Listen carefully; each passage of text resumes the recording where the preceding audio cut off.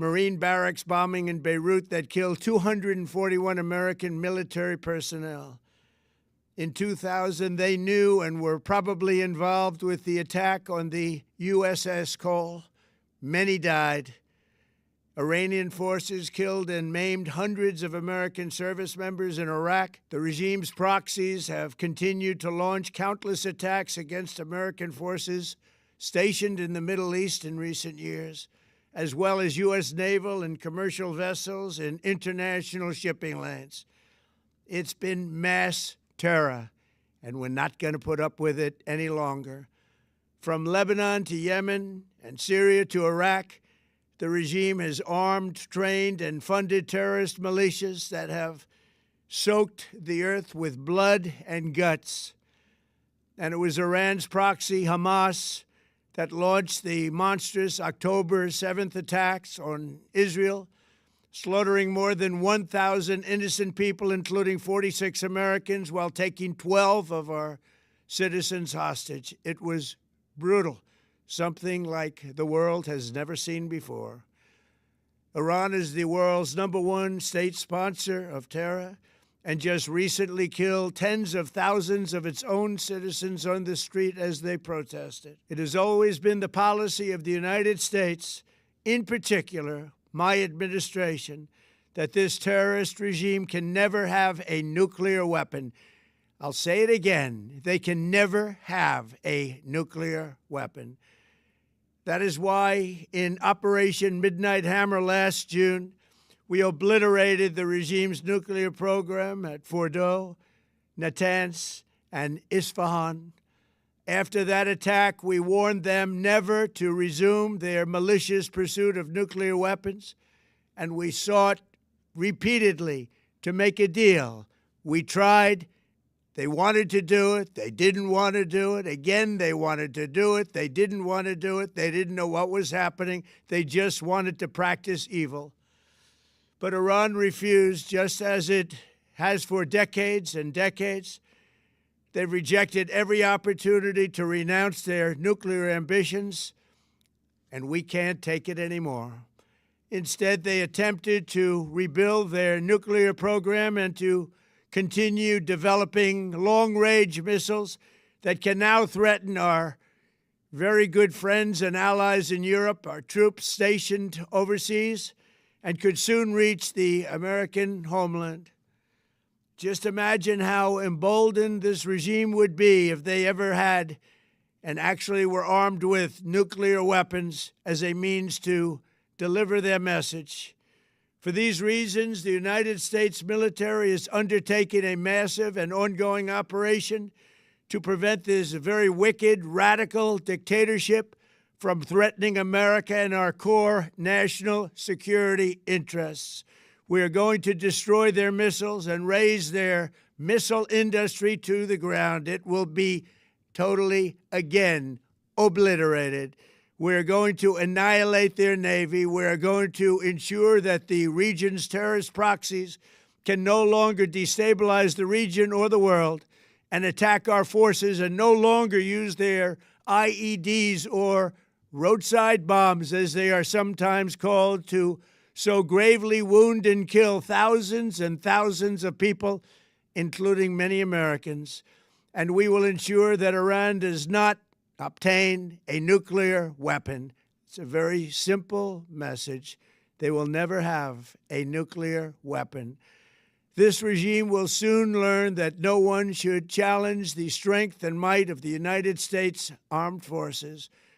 I built and rebuilt our military in my first administration, and there is no military on earth even close to its power, strength, or sophistication. My administration has taken every possible step to minimize the risk to U.S. personnel in the region. Even so, and I do not make this statement lightly, the Iranian regime seeks to kill. The lives of courageous American heroes may be lost, and we may have casualties. That often happens in war.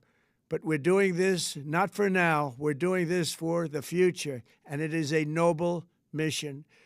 We pray for every service member as they selflessly risk their lives to ensure that Americans and our children will never be threatened by a nuclear-armed Iran. We ask God to protect all of our heroes in harm's way, and we trust that, with His help, the men and women of the armed forces will prevail.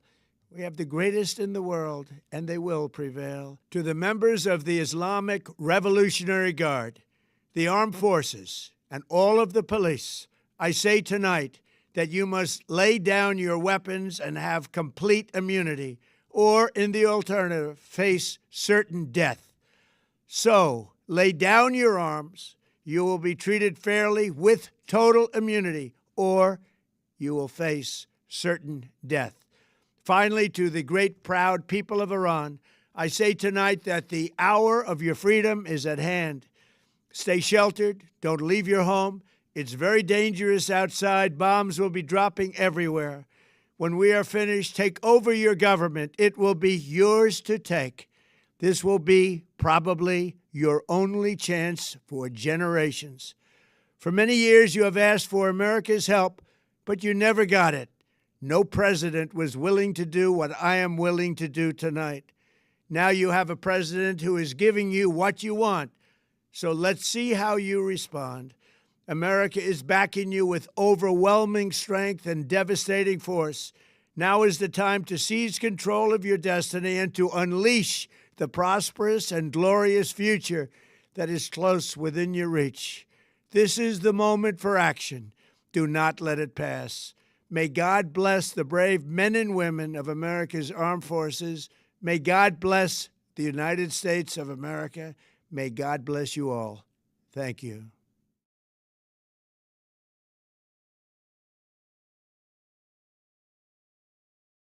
A short time ago, the United States military began major combat operations in Iran.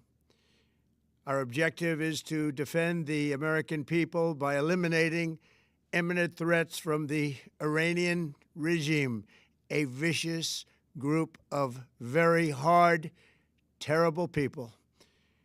Its menacing activities directly endanger the United States, our troops, our bases overseas, and our allies throughout the world. For 47 years, the Iranian regime has chanted death to America and waged an unending campaign of bloodshed and mass murder, targeting the United States, our troops, and the innocent people in many, many countries. Among the regime's very first acts was to back a violent takeover of the U.S. Embassy in Tehran, holding dozens of American hostages for 444 days. In 1983, Iran's proxies carried out the Marine barracks bombing in Beirut that killed 241 American military personnel. In 2000, they knew and were probably involved with the attack on the USS Cole. Many died. Iranian forces killed and maimed hundreds of American service members in Iraq. The regime's proxies have continued to launch countless attacks against American forces stationed in the Middle East in recent years, as well as U.S. naval and commercial vessels in international shipping lanes. It's been mass terror, and we're not going to put up with it any longer. From Lebanon to Yemen and Syria to Iraq, the regime has armed, trained, and funded terrorist militias that have soaked the earth with blood and guts.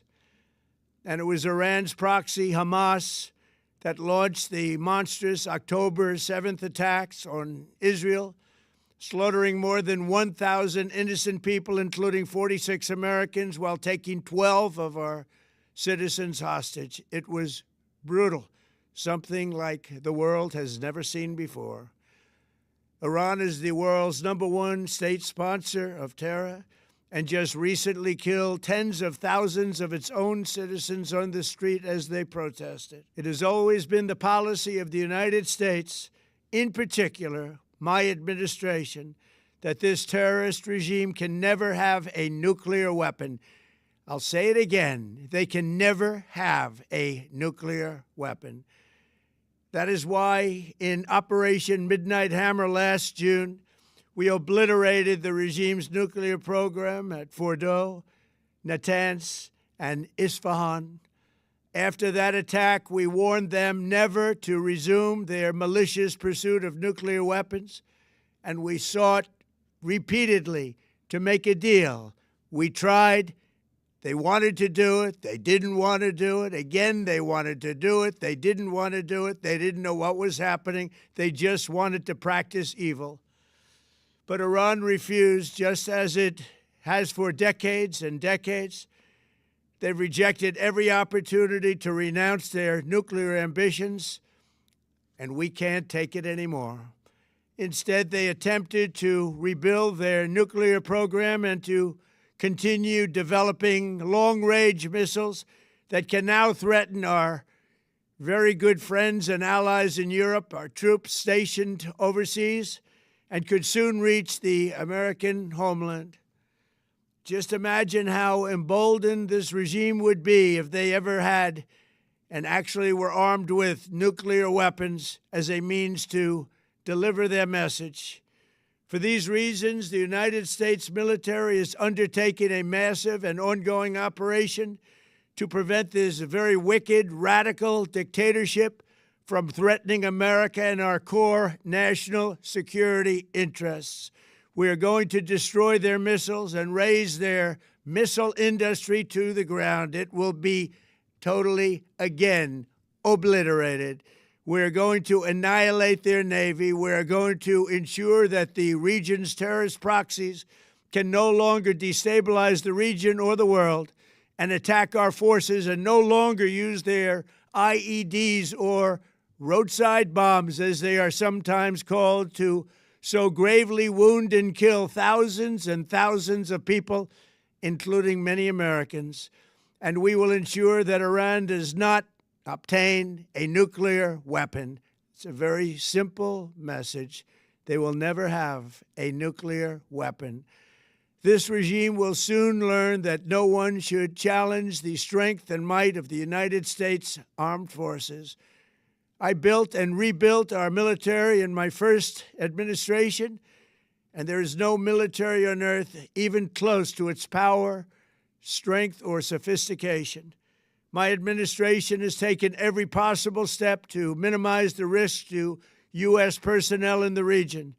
Even so, and I do not make this statement lightly, the Iranian regime seeks to kill.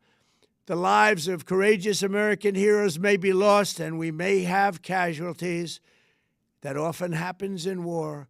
But we're doing this not for now. We're doing this for the future, and it is a noble mission. We pray for every service member as they selflessly risk their lives to ensure that Americans and our children will never be threatened by a nuclear-armed Iran. We ask God to protect all of our heroes in harm's way, and we trust that, with His help, the men and women of the armed forces will prevail. We have the greatest in the world, and they will prevail. To the members of the Islamic Revolutionary Guard, the armed forces, and all of the police, I say tonight that you must lay down your weapons and have complete immunity, or, in the alternative, face certain death. So, lay down your arms. You will be treated fairly with total immunity, or you will face certain death. Finally, to the great, proud people of Iran, I say tonight that the hour of your freedom is at hand. Stay sheltered. Don't leave your home. It's very dangerous outside. Bombs will be dropping everywhere. When we are finished, take over your government. It will be yours to take. This will be probably your only chance for generations. For many years, you have asked for America's help, but you never got it. No president was willing to do what I am willing to do tonight. Now you have a president who is giving you what you want. So let's see how you respond. America is backing you with overwhelming strength and devastating force. Now is the time to seize control of your destiny and to unleash the prosperous and glorious future that is close within your reach. This is the moment for action. Do not let it pass. May God bless the brave men and women of America's armed forces. May God bless the United States of America. May God bless you all. Thank you.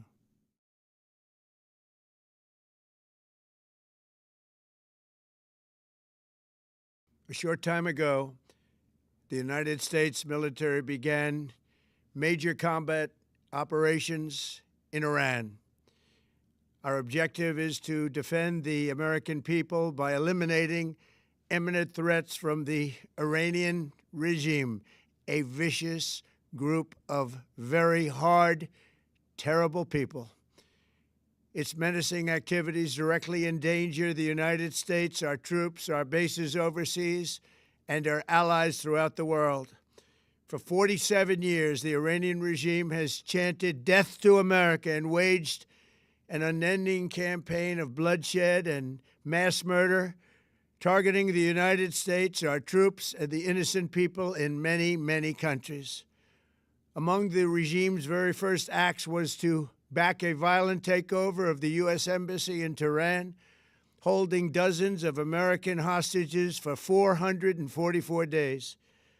In 1983, Iran's proxies carried out the Marine barracks bombing in Beirut that killed 241 American military personnel.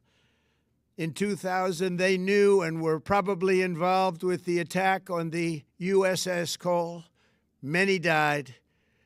Iranian forces killed and maimed hundreds of American service members in Iraq. The regime's proxies have continued to launch countless attacks against American forces stationed in the Middle East in recent years, as well as U.S. naval and commercial vessels in international shipping lanes. It's been mass terror, and we're not going to put up with it any longer. From Lebanon to Yemen and Syria to Iraq, the regime has armed, trained, and funded terrorist militias that have soaked the earth with blood and guts. And it was Iran's proxy, Hamas, that launched the monstrous October 7th attacks on Israel, slaughtering more than 1,000 innocent people, including 46 Americans, while taking 12 of our citizens hostage. It was brutal, something like the world has never seen before. Iran is the world's #1 state sponsor of terror and just recently killed tens of thousands of its own citizens on the street as they protested. It has always been the policy of the United States, in particular, my administration, that this terrorist regime can never have a nuclear weapon. I'll say it again, they can never have a nuclear weapon. That is why in Operation Midnight Hammer last June, we obliterated the regime's nuclear program at Fordow, Natanz, and Isfahan. After that attack, we warned them never to resume their malicious pursuit of nuclear weapons, and we sought repeatedly to make a deal. We tried. They wanted to do it. They didn't want to do it. Again, they wanted to do it. They didn't want to do it. They didn't know what was happening. They just wanted to practice evil. But Iran refused, just as it has for decades and decades. They've rejected every opportunity to renounce their nuclear ambitions, and we can't take it anymore. Instead, they attempted to rebuild their nuclear program and to continue developing long-range missiles that can now threaten our very good friends and allies in Europe, our troops stationed overseas, and could soon reach the American homeland. Just imagine how emboldened this regime would be if they ever had and actually were armed with nuclear weapons as a means to deliver their message. For these reasons, the United States military is undertaking a massive and ongoing operation to prevent this very wicked, radical dictatorship from threatening America and our core national security interests. We are going to destroy their missiles and raise their missile industry to the ground. It will be totally, again, obliterated. We're going to annihilate their Navy. We're going to ensure that the region's terrorist proxies can no longer destabilize the region or the world and attack our forces and no longer use their IEDs or roadside bombs, as they are sometimes called, to so gravely wound and kill thousands and thousands of people, including many Americans.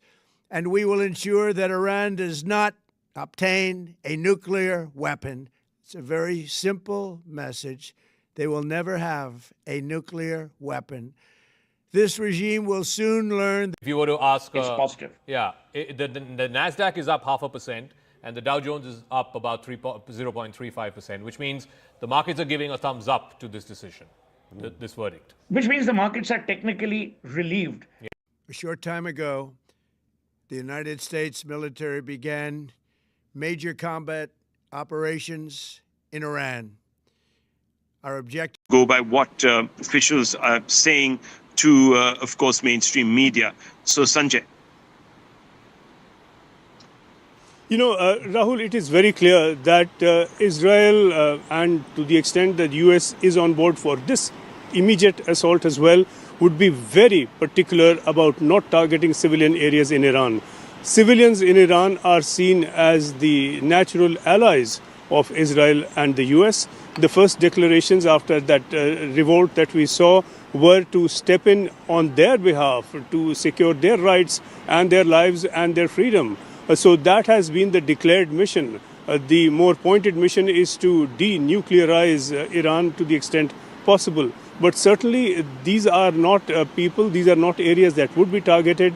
And we do have, of course, very precise munitions in place with Israel and with the US.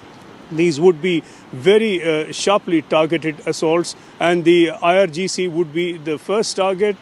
Khamenei, certainly the leadership in Iran, the political leadership, no one is safe, the military leadership, and we've seen Israel carry out targeted assassinations from this distance of top military leaders of the IRGC and from the armed forces before, and that seems to be an operation that is now underway, except that this time coming in, Sanjay.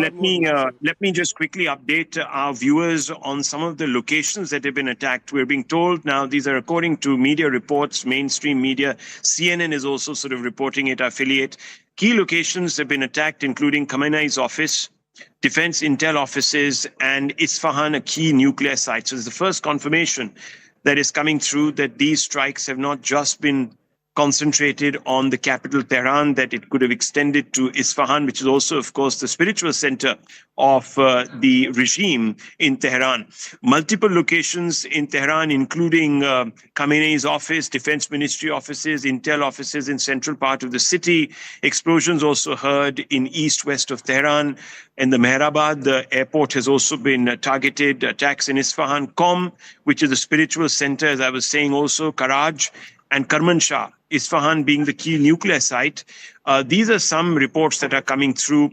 And according to the New York Times, citing senior U.S. officials, American aircraft carried out strikes from air bases located in the Middle East, as well as from the decks of nuclear-powered aircraft carrier positioned near Iran. So we're also being told that the Americans might have carried out certain strikes, according to New York Times, that are quoting sources, senior U.S. officials. So, Sanjay, that's one big confirmation of a direct American participation in this. And this comes, of course, on the back of growing frustrations in D.C. over the intractability of the regime in Tehran from acceding to American requests to either allow monitoring of nuclear facilities or complete nuclear disarmament. Yes, as we are awaiting a formal announcement from the U.S. Whether it is involved in the strikes, it's almost certain that they would be on board. It's hardly likely that Israel would have carried this out while the U.S. sits in this region as spectators to what they do. So clearly there's an operational oneness, and that has not been announced yet as a U.S. strike, but this would hardly be surprising. It would be surprising if it were not to be the case. So if this is now the beginning of what Trump said might be limited strikes, or whether this is a full-scale assault, this is something that we have to wait to see. Trump's favored position, it would appear through all that he has been saying, has been to carry out some sort of limited strikes as a warning to try and hit the leadership and to warn them that there will be far worse to follow if they do not comply. And the decision that the outcome really will now depend upon the position that Iran takes. If it sees this as a warning and a serious warning and decides to make concessions, it hasn't so far, then that is the only way out. It does not seem likely that Iran will go that way, given all the rhetoric and given all the statements we've had from the top leadership of Iran. So clearly we can expect some element of some extent of retaliation also coming in from Iran now. This can be intended as a limited strike, but it may not end up that way. There can be military plans, but once this kind of assault is underway and there's a response from the enemy, then plans do go haywire. It's hardly surprising that they might. So we will have to see exactly what Iran hits back with and whether it takes this as a warning to make concessions or just decides to fight it out to the end. Yeah, Iran's Fars news agency, via an update, has said the sounds of explosions have been heard in Isfahan, Qom, Karaj, and Kermanshah. Isfahan, of course, being the site of an important nuclear site, a nuclear facility. IAEA recently revealed that Iran stored highly enriched uranium in an underground facility in Isfahan nuclear site. So we're not being able to confirm if Isfahan's nuclear site exactly has been targeted, or if this is a strike in Isfahan proper, maybe on an IRGC command center. We don't quite know about that as yet, but we're going to try and ascertain that. But Qom, which is the spiritual center, that's the seat really of where the Ayatollahs really drive their power from, that's been targeted. Karaj and Kermanshah also targeted. So this has been confirmed now by Iran's Fars news agency. So we have that. Iran's Supreme Leader Ali Khamenei was not in Tehran during Israeli airstrikes. So that's a very important bit of information that is coming through. This is according to Reuters. And of course, now we know that there are visible signs of that strike, and you can see it on your screens, viewers. There is enough footage that is coming through from Iran, and of course, confirmation. Now, Iran has been struck, according to various sources, including Reuters, Russian TV, for example. And Russian TV is quoting Iran's state affiliate Fars news agency, saying that 3 explosions were heard in downtown Tehran. Israel's defense minister, Israel Katz, says that Israel launched these preemptive attacks, as he called them, on Iran, so that the Iranians could get off their high horse. The quote exact is, Iran has repeatedly said diplomacy is the answer and not threatened an attack on Israel.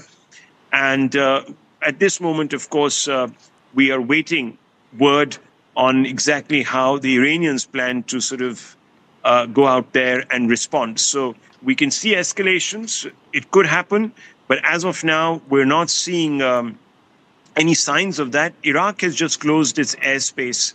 That's another big update that has come through. And this is Russia TV putting that out. Iran has also closed its airspace in different sectors.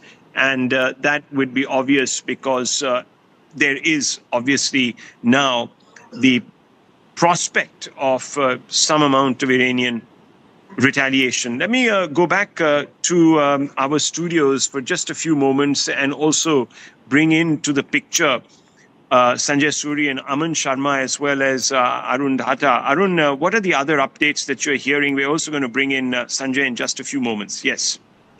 That's right, Rahul. In fact, as we've been reporting this, that it's a joint attack from United States and from Israel. That's something which some of the international media outlets are reporting. And also, of course, the Supreme Commander of Supreme Leader of Iran, Ayatollah Khamenei, was not there. Whether this attack could be to take him out, that's something which we'll have to know. But right now it is being reported from there that he wasn't there, though the attack was very close to his residence there. Let me quickly go back to Sanjay Suri here. Sanjay, of course, we're given to understand that as some reports are emerging from Iran, that thousands of Islamic Revolutionary Guard Corps have been killed and wounded following these attacks. These are the reports that we are picking up from there. Anything that you can add on to that? Well, I mean, we have this report suggesting thousands, and of course, it would be too early to do a count for anyone there on the ground. It would suggest that the level of attack has been very severe and it has been massive. There would have been a number of IRGC centers that would have been targeted, and clearly there have been a lot of explosions there. And gauging from that and going by the level of staffing and presence at these centers, we have a fairly informed estimate, one would think, that it would be a very, very high death toll indeed. And this has been coming, that these are centers that would be targeted.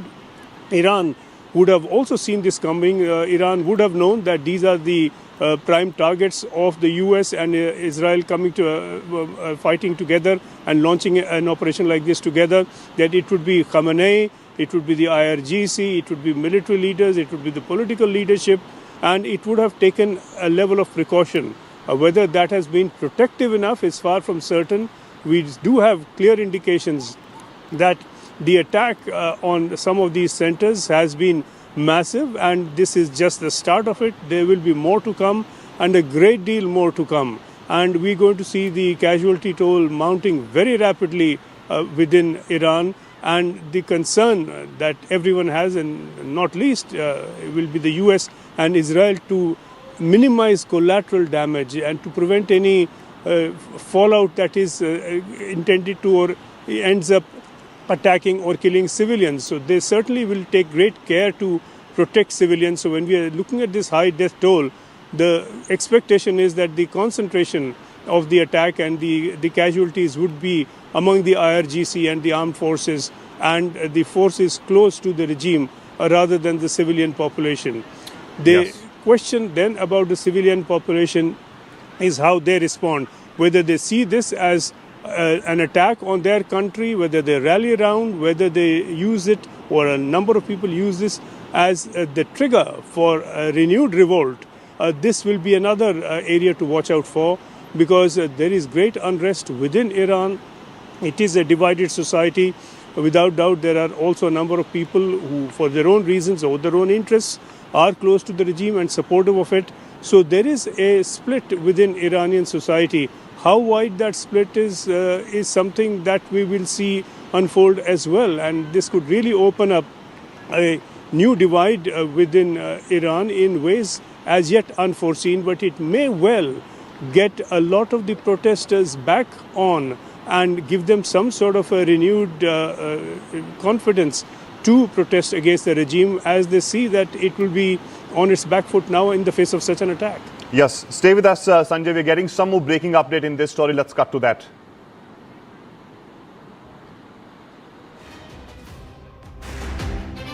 All right, let's quickly cut across to Aman Sharma here. He's with us from the newsroom. Yes, Aman, what is the latest? Story that is coming now from Iranian news agencies that 7 missiles have hit near the presidential palace as well as the supreme leader Khamenei's compound. That is how serious this attack is, that 7 missiles hit the area near the presidential palace as well as the supreme leader's Khamenei's compound. And what Al Jazeera is now reporting is that Iran will respond with crushing attacks. That is what is being quoted by Al Jazeera, quoting Iranian officials, that Iran will be responding to this particular attack by Israel and the US with a crushing response. So this could really escalate in the coming hours and days, because Iran has been hit very severely. Not just Tehran, but many other sites of Iran have been hit. It's a well-coordinated attack right in the morning. You know, it is also being said that Iran has been left surprised and shocked by an early morning attack. They've always been expecting that maybe it will be a night attack. But US and Israel have in a way surprised Iran, taken it completely, caught it sleeping, and bombed even the compound of its supreme leader today morning. And now Iran is vowing that it will be delivering a crushing response to these strikes. So in the hours to come could become very tense. Already, as Sanjay Suri is reporting from Israel, that already there's a high alert in Israel, because Israel is also expecting that Iran will respond to this. And these 7 missiles which have gone and hit Mr. Khamenei's compound as well, near his offices, we believe that he has been shifted to a safer place now, maybe outside Tehran, as per international agencies, what they are reporting. But this is becoming very, very serious, because now Iran is already saying that it's going to respond. What will be the scale of its response? What will be the terms of its response? How will it respond? Now remains to be seen. But clearly, a big, big escalation coming up in the Middle East. All right, stay with us, Aman. We also have former diplomat Prabhu Dayal and also strategic affairs expert Brahmachalani. Let me come to you first, Ambassador. How do you see this joint strike coming from Israel and United States on Iran, and that too very close to the residence of the Supreme Leader of Iran? You know, this is a very dangerous escalation, and these attacks have been carried out with full preparation and full consolidation and coordination between the United States and Israel. Now, there was a talk of, some negotiations going on, etc. But that was a facade, because the distance between the positions of the United States on one side and Iran on the other was so big that there was never any likelihood of the talks yielding any result. And Trump was creating some sort of confusion by saying at times that, there are good results being achieved, and on the other hand saying, no, the Iranians are not agreeing and anything is possible, regime change, etc. So there was full preparation, and it was only a facade to carry out these negotiations. The fact is, both the Americans and the Israelis want a regime change. Now, I've served in Iran for 3 years. I know the city well. And these attacks have been carried out on civilian areas, and areas which are of great importance to the Tehran regime. And the message is clear that we want this regime out. Now, will Iran capitulate? I don't think so. So for this reason, I'm afraid there is going to be an escalation. There is a possibility of attacks on the US military vessels which are deployed around Iran. And therefore, I am afraid that with one war taking place between Pakistan and Afghanistan, and now this huge escalation between the US and Israel on one side and Iran on the other, the entire region is going to be engulfed in a very dangerous situation. Ambassador Dayal, stay with us. We also have Brahmachalani, strategic affairs expert. Mr. Chalani, thank you so much for joining us here on CNN News 18. What is your initial assessment of these collaborative strikes that have taken place in Iran? First is that they replicate the surprise element of last June, when the Trump administration carried out. The element which stands out is that these strikes have occurred just hours after the Omani foreign minister announced, following the talks in Geneva, that Iran had agreed both to give up its nuclear ambitions permanently, and also to surrender its uranium stockpile. He went public. He's a key broker, has been a key mediator in the peace talks between the US and Iran from the very beginning, from the time they began in Oman. And the Omani foreign minister went public with these remarks because it was apparent to everyone that Trump will not accept yes from Iran, that having positioned his carrier groups to carry out strikes on Iran, that Trump will not accept even Iran's capitulation at the negotiating table. It was only a matter of time before he carried out these military strikes. It's also significant that these joint strikes by Israel and the US have occurred right after Modi's Israel visit. And I think striking Iran in the way they have struck was clearly an attempt to decapitate. Yes. Stay with us, Mr. Chalani. I'll come back to you. Now we're getting some more update here. We're getting to learn from the reports that United States strikes against Iran are being carried out by air and sea. A US official told Reuters on this. So this is also a breaking update that we are getting, and in fact, US President Donald Trump confirmed the attack on Iran, and in fact, This is something which is coming out right now, that the attacks were carried out by air and sea. This is what the US official is confirming to Reuters on this attack in Iran. So from both sides, air and sea, that's what the United States is planning. Let me quickly go back to Brahm Chilani here. Mr. Chilani, this is the breaking update that we are getting, which is being confirmed by US officials to Reuters, that the attacks being carried out by air and sea. I think the most significant element is something that you're not highlighting, which is that it was an attempted decapitation strike on Iran. The attempt was to kill the Ayatollah Khomeini as well as the president of Iran. So it was an attempt to decapitate Iran's leadership, which is why certain targets were chosen. And whether that attempt has been successful or not, we will know, because Iran was obviously prepared or preparing for such strikes by the US and by Israel. Nobody expected Israel to join hands with the US from the outset. The expectation was that Israel would come in once Iran would retaliate. But here, to the surprise of everyone, to all the analysts who were looking at the possible war scenarios, Israel joined hands with the US from the word go. And the fact that these strikes have happened right after Modi's visit, just after Modi has returned home, is also very significant. Yes, stay with us, Mr. Chilani. Let me go back to Ambassador Dayal here. Ambassador Dayal, what are those focal points on which Iran was not agreeing and United States was stressing? Because we have seen the most recent talk that happened on 26th that has failed, and that's the reason probably we are seeing these strikes that are taking place right now. You know, Mr. Brahmacharani very correctly pointed out that the Omani foreign minister had given hopes by saying that peace is within reach and that Iran has agreed to no nuclear material stockpile. However, the message which came from Trump was very different. Trump said he was not thrilled with the manner in which the talks had gone, and he said that this is not a good sign at all. And he said, well, he has not taken a decision whether to attack the country, but that was only a facade. He was planning very, very closely with Israel to go ahead with these attacks, and overseas, now that is precisely and could soon reach the American homeland.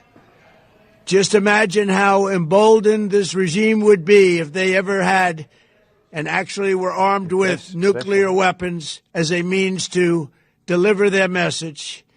For these reasons, the United States military is undertaking a massive and ongoing operation to prevent this very wicked, radical dictatorship from threatening America and our core national security interests.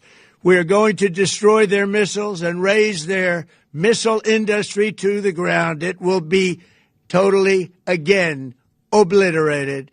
We're going to annihilate their Navy. We're going to ensure that the region's terrorist proxies can no longer destabilize the region or the world and attack our forces and no longer use their IEDs or roadside bombs, as they are sometimes called, to so gravely wound and kill thousands and thousands of people, including many Americans. And we will ensure that Iran does not obtain a nuclear weapon. It's a very simple message. They will never have a nuclear weapon. This regime will soon learn that no one should challenge the strength and might of the United States Armed Forces. I built and rebuilt our military in my first administration, and there is no military on earth even close to its power, strength, or sophistication. My administration has taken every possible step to minimize the risk to U.S. personnel in the region. Even so, and I do not make this statement lightly, the Iranian regime seeks to kill. The lives of courageous American heroes may be lost, and we may have casualties. That often happens in war. But we're doing this not for now. We're doing this for the future, and it is a noble mission. We pray for every service member as they selflessly risk their lives to ensure that Americans and our children will never be threatened by a nuclear-armed Iran. We ask God to protect all of our heroes in harm's way, and we trust that, with his help, the men and women of the armed forces will prevail. We have the greatest in the world, and they will prevail. To the members of the Islamic Revolutionary Guard, the armed forces, and all of the police, I say tonight that you must lay down your weapons and have complete immunity, or, in the alternative, face certain death. So, lay down your arms. You will be treated fairly with total immunity, or you will face certain death. Finally, to the great, proud people of Iran, I say tonight that the hour of your freedom is at hand. Stay sheltered. Don't leave your home. It's very dangerous outside. Bombs will be dropping everywhere. When we are finished, take over your government. It will be yours to take. This will be probably your only chance for generations. For many years, you have asked for America's help, but you never got it. No president was willing to do what I am willing to do tonight. Now you have a president who is giving you what you want. So let's see how you respond. America is backing you with overwhelming strength and devastating force. Now is the time to seize control of your destiny and to unleash the prosperous and glorious future that is close within your reach. This is the moment for action. Do not let it pass. May God bless the brave men and women of America's armed forces. May God bless the United States of America. May God bless you all. Thank you. All right, there you heard United States President Donald Trump confirming there that United States forces have conducted this operation in Iran. There, let's quickly go to Sanjay Suri here, who is in Israel right now. Sanjay, United States President Donald Trump confirming this, that United States forces have conducted this attack, and he also reiterated what he's been saying and now put the ball in the courts of Iran, saying that lay down your arms and you will be treated fairly. Well, this is very clear message, a bold message that this is going to be a war to the finish. The U.S. will not stop this operation together with Israel until there is regime change. So regime change certainly is the ultimate. The decapitation of the regime is the immediate aim. It is also the ultimate aim, and there will be no cessation of these hostilities short of that. That is the position of the U.S. and it is the position of Israel. The question now is that what Iran has that it can hit back with. Iran does have a very extensive and sophisticated enough missile arsenal, and whether these strikes have neutralized that to a considerable extent and whether Iran is left with enough to hit back with, that is the immediate tactical military question. This seems to be an attack at two levels. First, to hit at the regime, Khamenei, the IRGC, and to hit them hard. The idea is that if the leadership were to disappear or vanish or become so weak that it ceases to carry any conviction or any force at all, then the operative fallout and the extension of that could well be that a lot within the IRGC choose not to fight, and Trump has given them both an invitation, a temptation, and a warning that they must surrender. So that if there were to be surrender in the face of this assault and the threat of more, then the missile arsenal of Iran could be politically neutralized to an extent. To the extent it is not. There are thousands of missiles in place, scattered around the country, and the military force and the military leaders of Iran will certainly need to use them. Now is the time to do it, and they will certainly want to hit back, whether they have the means to, or if there is a vacuum at the top, whether then they will have the wish to. This is now the question. Stay with us, Sanjay. We also have CNN News 18's Anand Narasimhan here. Anand, will be, of course, taking it forward from here. Anand, the United States President Donald Trump is just confirming that his forces have conducted these strikes. Yes, it is. And Israel has already called it Operation Lion's Roar. Thank you for that, Arun. Professor Brahmachalani is also with us. We'll also go across to our other guests who are joining us on the broadcast. But viewers, we are breaking format to get you what has happened or what is currently happening in that region. Iran is under an all-out attack, even as the Israelis have mounted a massive string of cyber attacks trying to bring down critical Iranian systems. The American Navy is using its full might and force. Just an update that we will start with. The Embassy of India in Jordan has actually tweeted and said that in view of the prevailing regional situation, all Indian nationals and tourists in Jordan are advised to exercise utmost caution, stay safe and follow advisories issued by local authorities diligently. All Indian tourists in Jordan are further advised to leave the country immediately before the operations of commercial flights get disrupted in case of any exigency.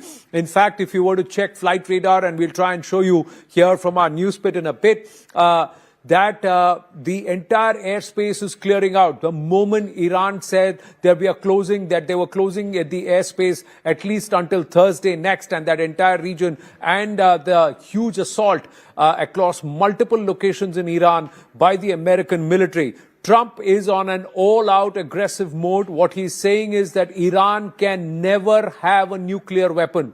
To safeguard America is what he's saying, and its people and this region. Iran can never have a nuclear weapon. We are going to decimate their navy, is what he's saying. They are a vicious group of hard, terrible people, and I'm quoting President Donald Trump here.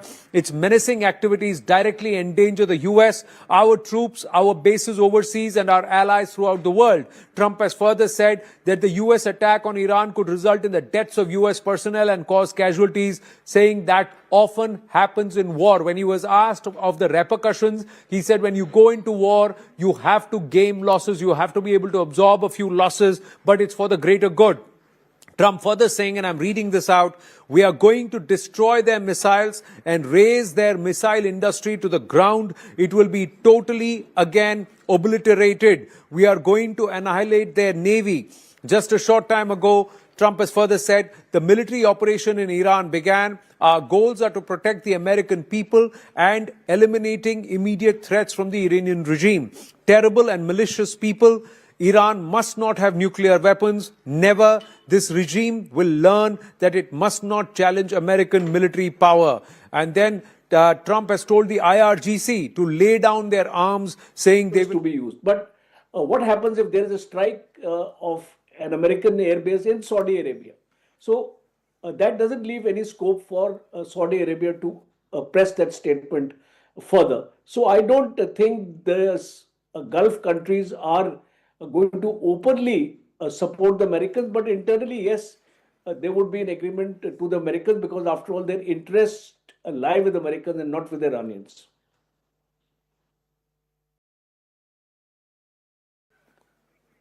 Well, so, even as we speak, air sirens have gone off not just in Israel and various parts of central Israel, but also Jordan and Bahrain as well.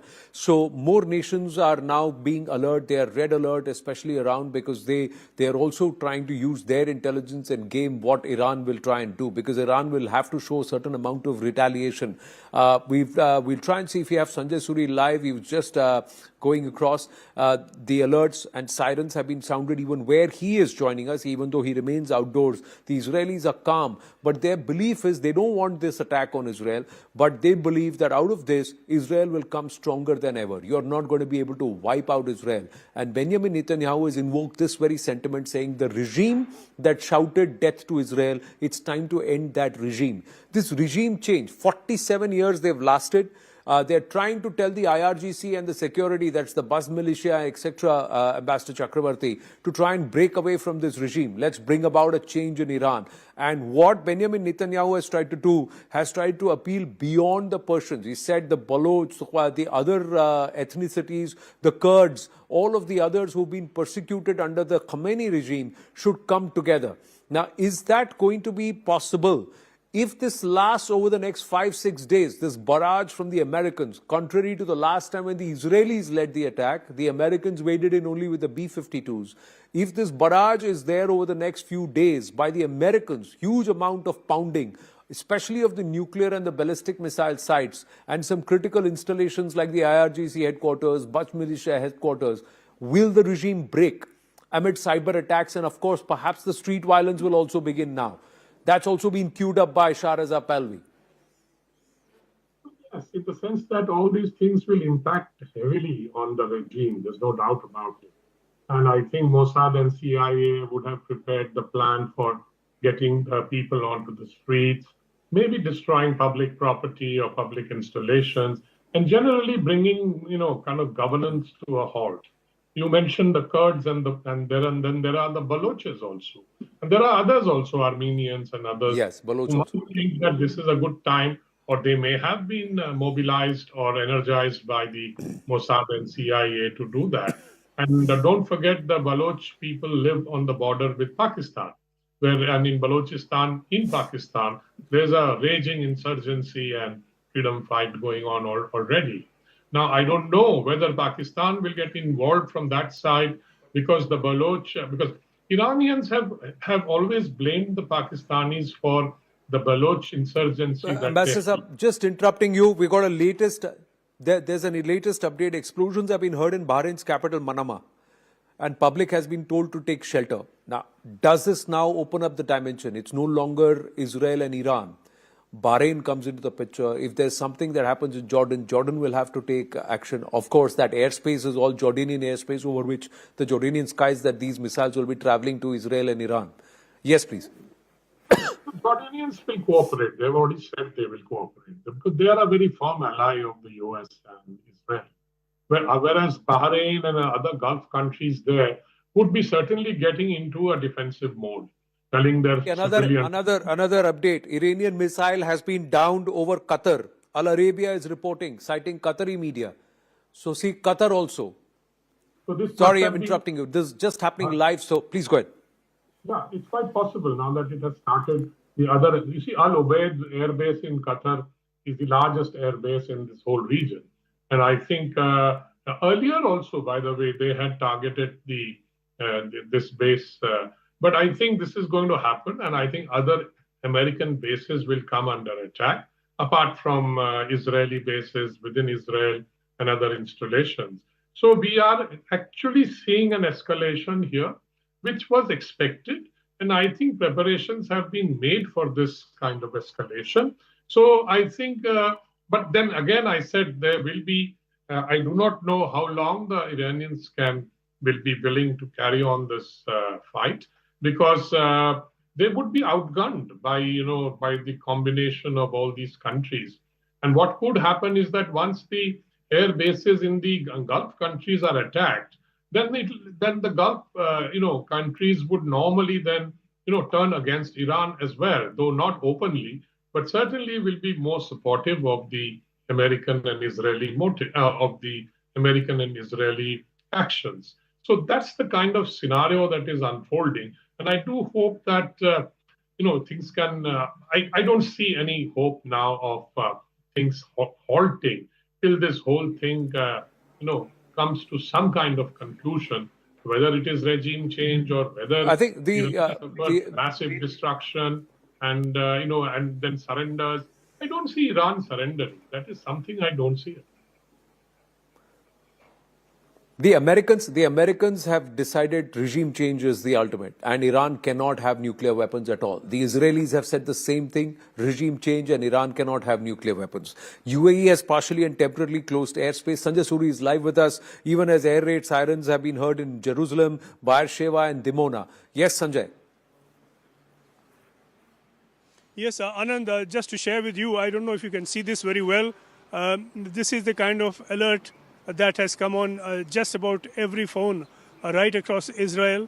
I'm here in Tel Aviv. We've had the siren going off, and before that we had a pre-alert to the alert. So we can see it.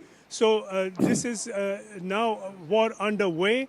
which is not to say that Israelis are panicking all over the place. People do have some degree of faith in the air defense systems of Israel and the US, and certainly of the two combined. As we know, the Gerald Ford has been stationed very close to Israel, and that is intended to boost Israel's air defense systems. And there was a reason to worry, and that was in the last war in June of last year. That's when a number of Iranian missiles did get through. And so air defenses here have been strengthened by Israel itself and by the positioning of the Gerald R. Ford very close to Israel. So there is a good deal of protection in place. And at the moment, there are some people out and about. You can see a few stragglers here and there walking around as if it's any other day without any reason for concern or going into a shelter. But a number of people have taken shelter right behind here and in the buildings just to my left. So people take their own view, but we are in the middle of high alert. We are in the middle of an alert that missiles are, as we speak, on their way here, and Israelis are taking it rather coolly. Yes, they are. In fact, they are singing, praying inside the shelters. We'll play out that video with the audio in a bit, Sanjay, and come back to you. Tel Aviv bunkers. Qatar has intercepted 2 Iranian missiles as per a Qatari official. NetBlock says network data show Iran is now in the midst of a near total internet blackout. Let's just play out that video first. Yeah. יהוד אחד, יהוד שני, יהוד שלישי, ומאחורי הבניינים שם יש שיר, היה לי נפל שם. יהוד אחד, יהוד שני, יהוד שלישי, ומאחורי הבניינים שם יש שיר, היה לי נפל שם. יהוד אחד, יהוד שני, יהוד שלישי, ומאחורי הבניינים שם יש שיר, היה לי נפל שם.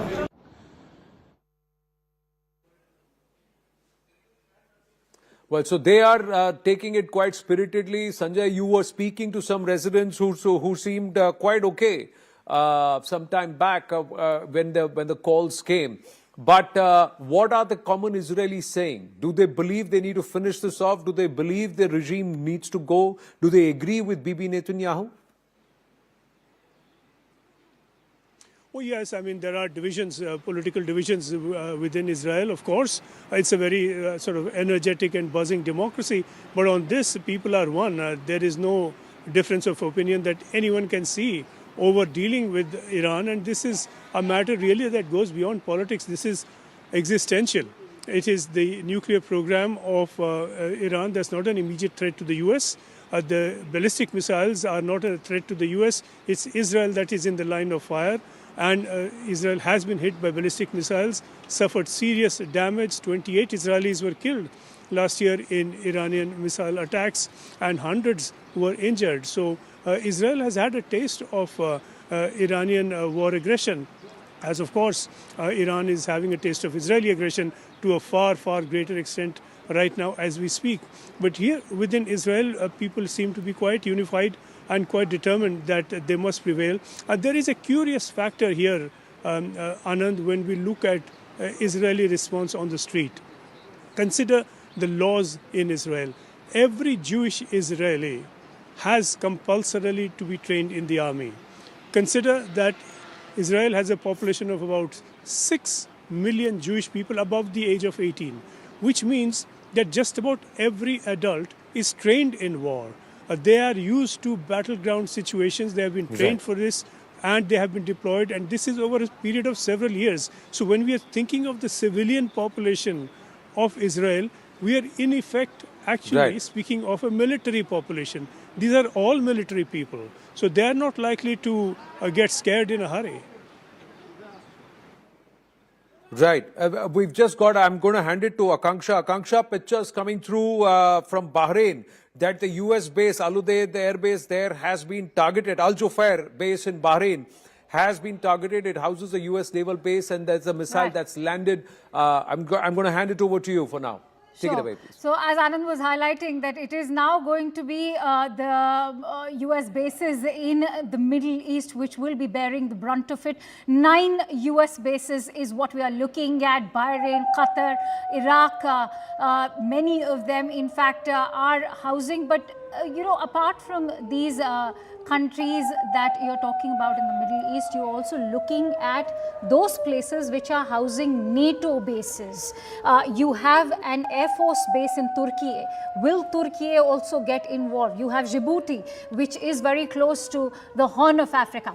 All of those bases are going to be playing a very critical role. Those visuals, in fact, coming in, as you can see, there's been an attack on Bahrain as well. UAE, as we speak, has shut its airspace. That is another critical airbase of the United States. Let me quickly take this forward with Ambassador Pinak Ranjan Chakravarti, who continues to stay with us. Ambassador, this is bound to have a snowball effect now, as we can see. It's already playing out today itself. I think we are actually seeing live the escalation. But I don't know how far this escalation will go. Does Iran have the capacity to pierce the air defense systems of these American air bases?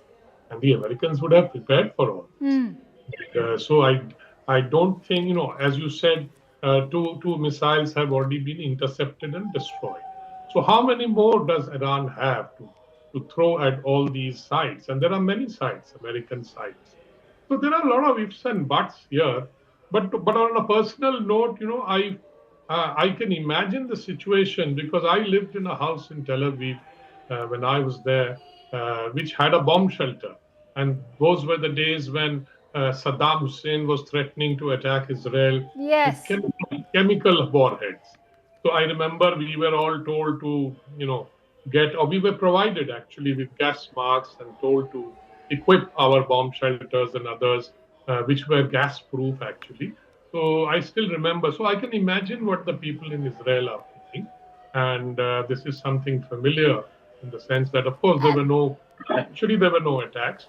But today, I think the Israelis are a very resilient and a hardened lot. And, they are used to all this fighting. If they were not resilient, they wouldn't have lasted for so many years as a free country, given the kind of hostility they have faced in their region. And of course, Iran remains the last bastion of this hostility, because Iran's official policy is that they do not recognize Israel and they would like to wipe out Israel from the map of the world. That's their policy. Right. I want to quickly bring in Sanjay. Sanjay,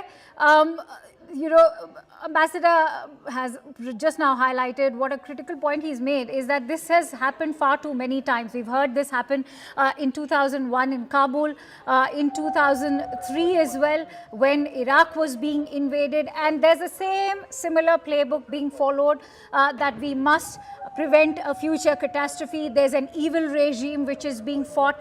And what's extremely ironical is that the current US president arrived on the promise that he's going to put an end to US interventionism in the Middle East. That certainly has been one U-turn we've seen happen in the second time around now that he's come back to the White House. Do you think that Iran is going to be that last bastion, as Ambassador also highlighted? Well, last bastion is hard to say. We've had claims repeated a number of times, needless to say, from President Trump that he has stopped 8 wars. There will have to be a count on how many he has started as well. And who can say with any confidence that this will be the last? This is just a little more than a year into his presidency. But this is something that has been building up for some time. And we are seeing really now the inevitable here, that whole build-up from the U.S.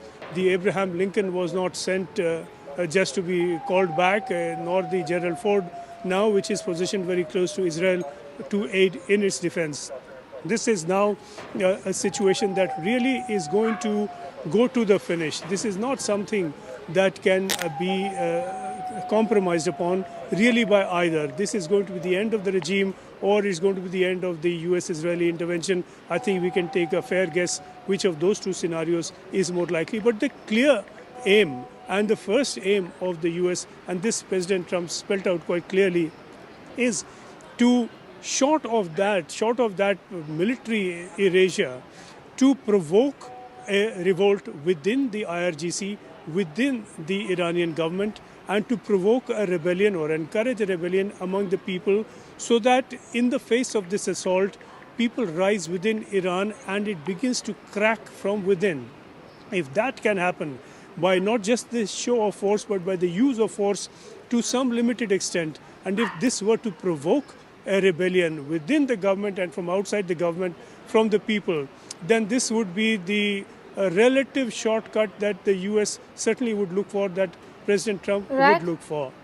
That is in fact, I just want to take our viewers through those visuals that we are getting in. There's an attack on Bahrain also, but that missile was intercepted. In fact, information coming in that Qatar has also intercepted 2 Iranian missiles as per an official. This is information that's still trickling in.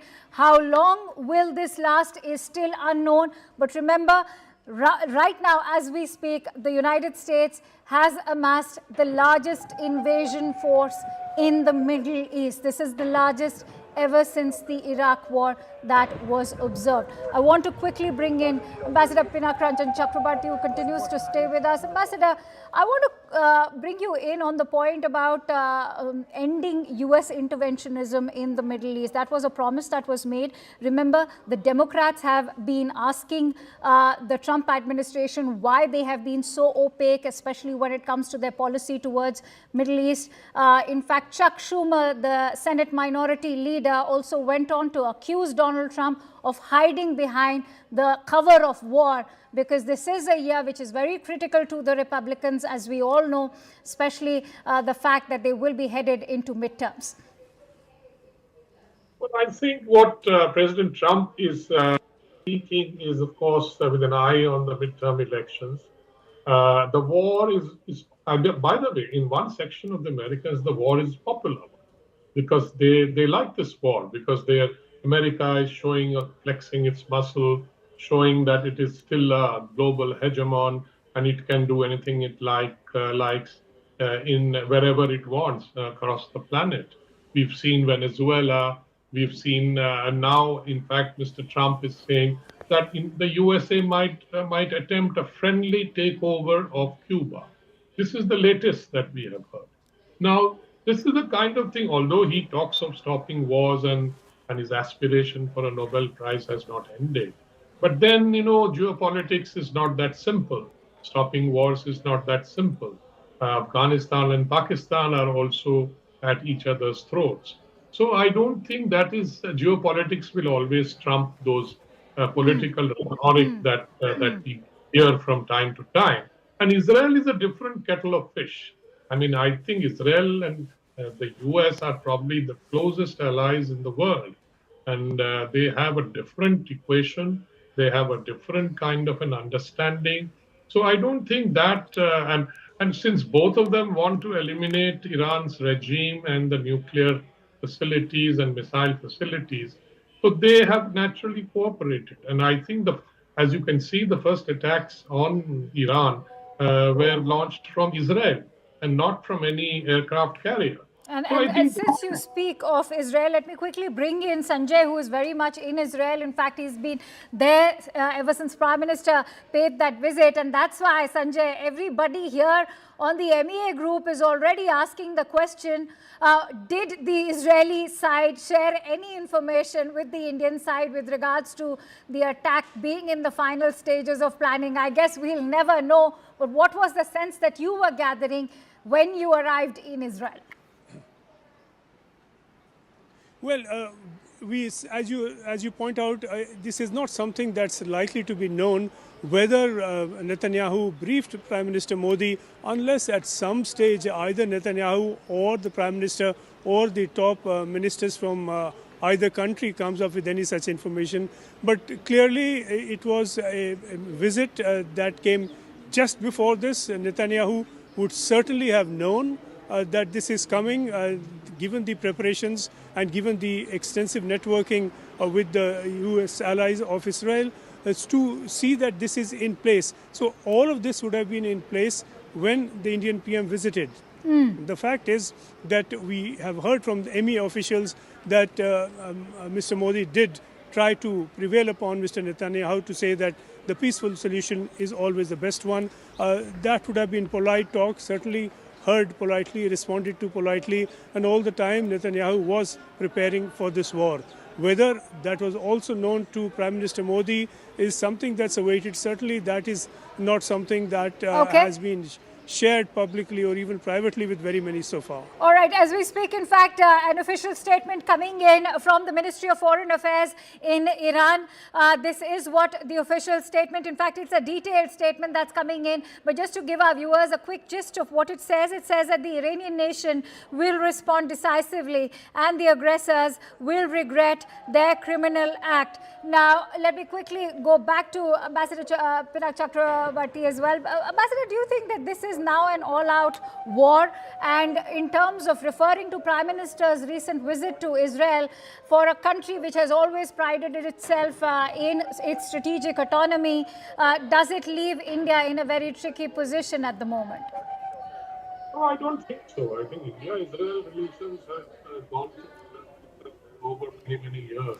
Ever since we opened our mission there, diplomatic mission in 1992, and I was there from 95 to 99, and I have seen what kind of collaborations that started, and it has gone much beyond that now. So I think India-Israel relations are quite solid. The speculation about whether Prime Minister Netanyahu would have told Prime Minister Modi that yes, we are planning to attack, I don't think any country does that. But if they would have discussed the situation, there was no doubt about it, that Iran situation would have been discussed, and Prime Minister Netanyahu would have said very clearly that, this is very difficult for us, and we have to deal with Iran, etc. But of course, he wouldn't tell that this is the date and time on which we will launch all the strikes. And India would have maintained its stock position that try and avoid military conflict. You are already talking to the Iranians in Geneva, sort it out there across the table. That's been the stock Indian sort of position for a long time. So I don't think that we can speculate very much beyond this. Okay. So I want to quickly refer to the detailed statement which we have and maybe bring in both of you over here. It says that our sacred homeland and beloved nation, Iran, ancient civilization building, has once again been subjected to a cowardly military aggression by the US and Zionist regime.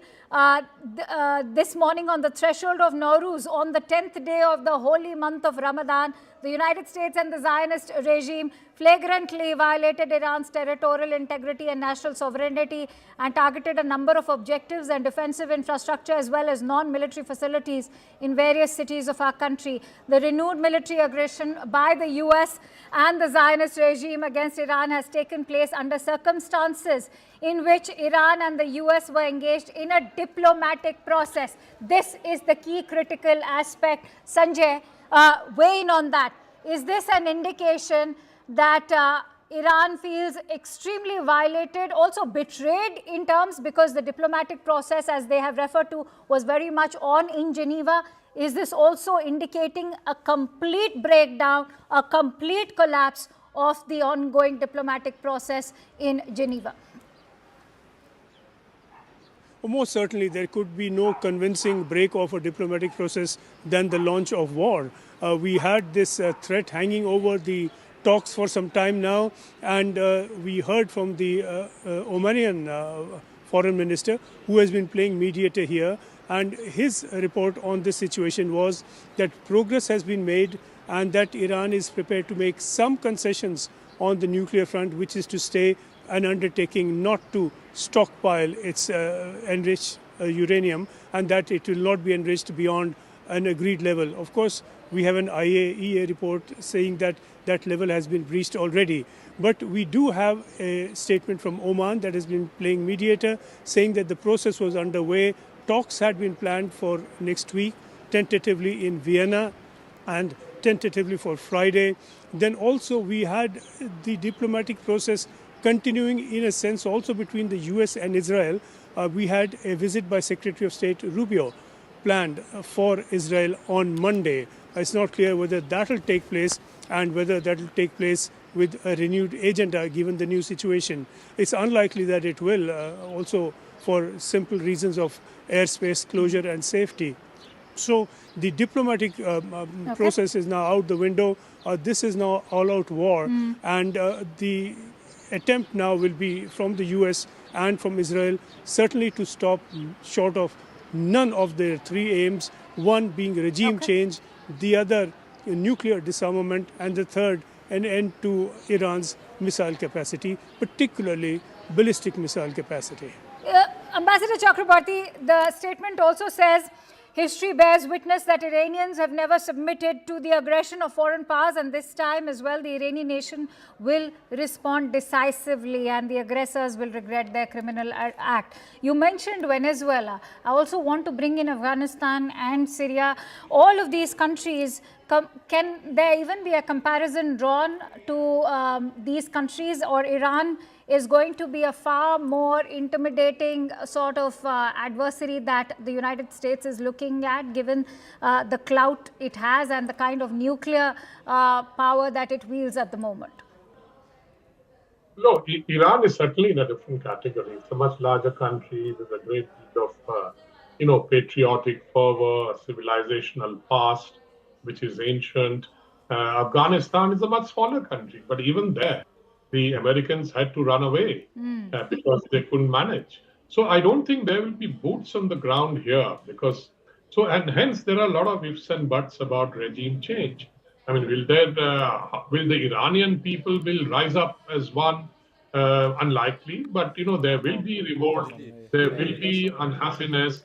I think they are banking on the fact that the Iranian people have suffered a lot under the sanctions, and the economy is really in very bad shape, and people are, smarting from the economic impact of the sanctions, and now the war will create further problems.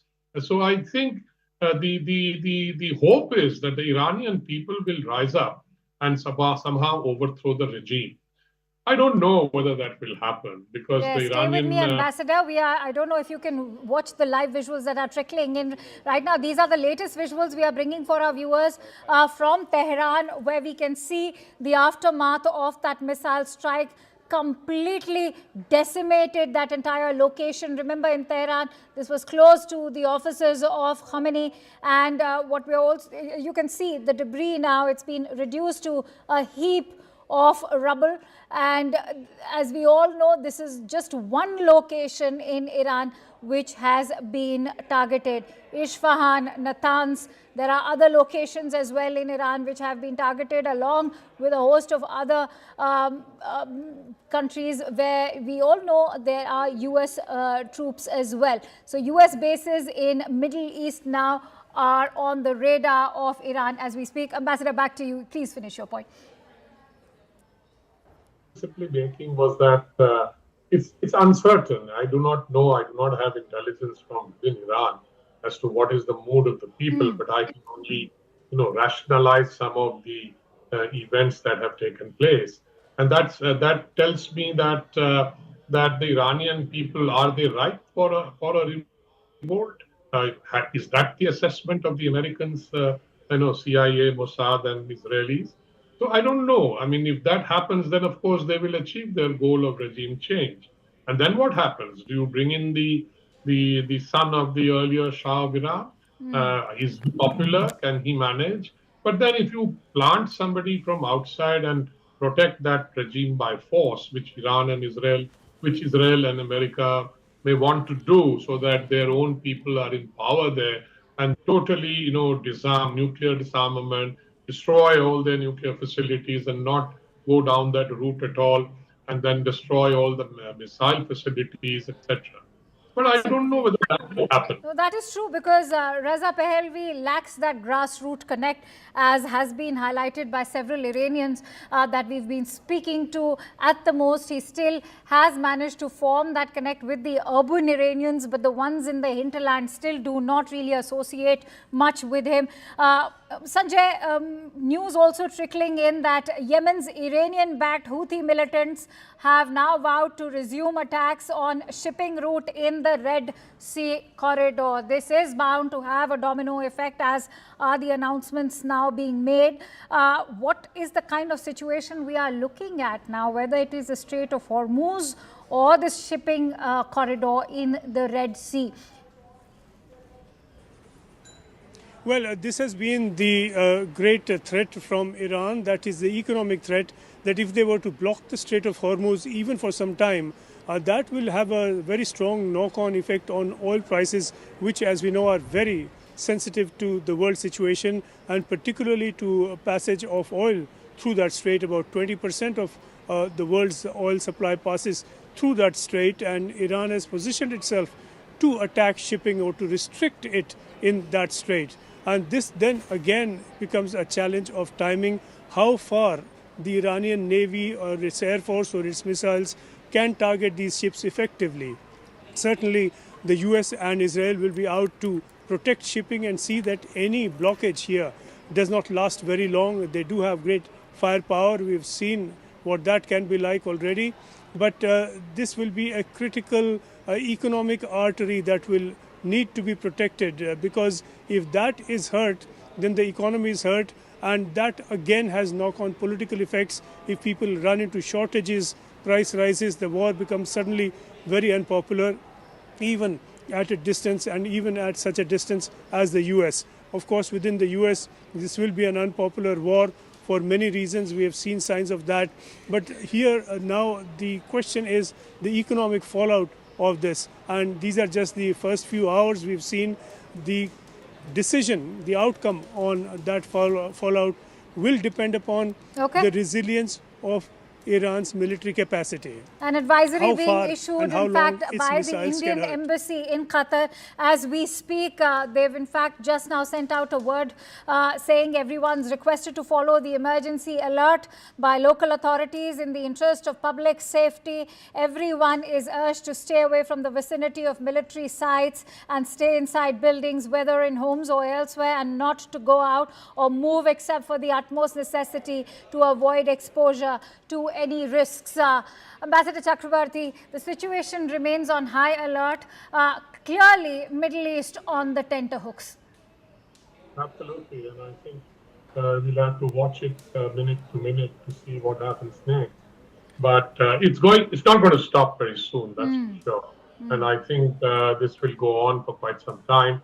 How long, very difficult to predict. It depends on the resilience of the Iranian regime, how long they can fight. So those are some of the constraints on them, because their supply lines, I do not know how good they are, because now they will be all under pressure. The internet is not working, communication will not work. So Iran is under real pressure now, and so they will have to really their backs are to the wall, but they will fight. I mean, there's no way Iran is going to surrender. All right, stay with me, Ambassador and Sanjay, both, because we're getting in some more breaking inputs. In fact, Israeli officials have confirmed that they have indications of hits on significant figures in the Iranian leadership. This, as the chatter, in fact, grows louder about the whereabouts of Khomeini. Many are saying that he's already hidden in a bunker. But the Israeli officials, the IDF going on official record to confirm that they have indications to establish the fact that significant figures in the Iranian leadership have been hit. Let me quickly take this forward with Sanjay. Yes, Sanjay, what more can you tell us?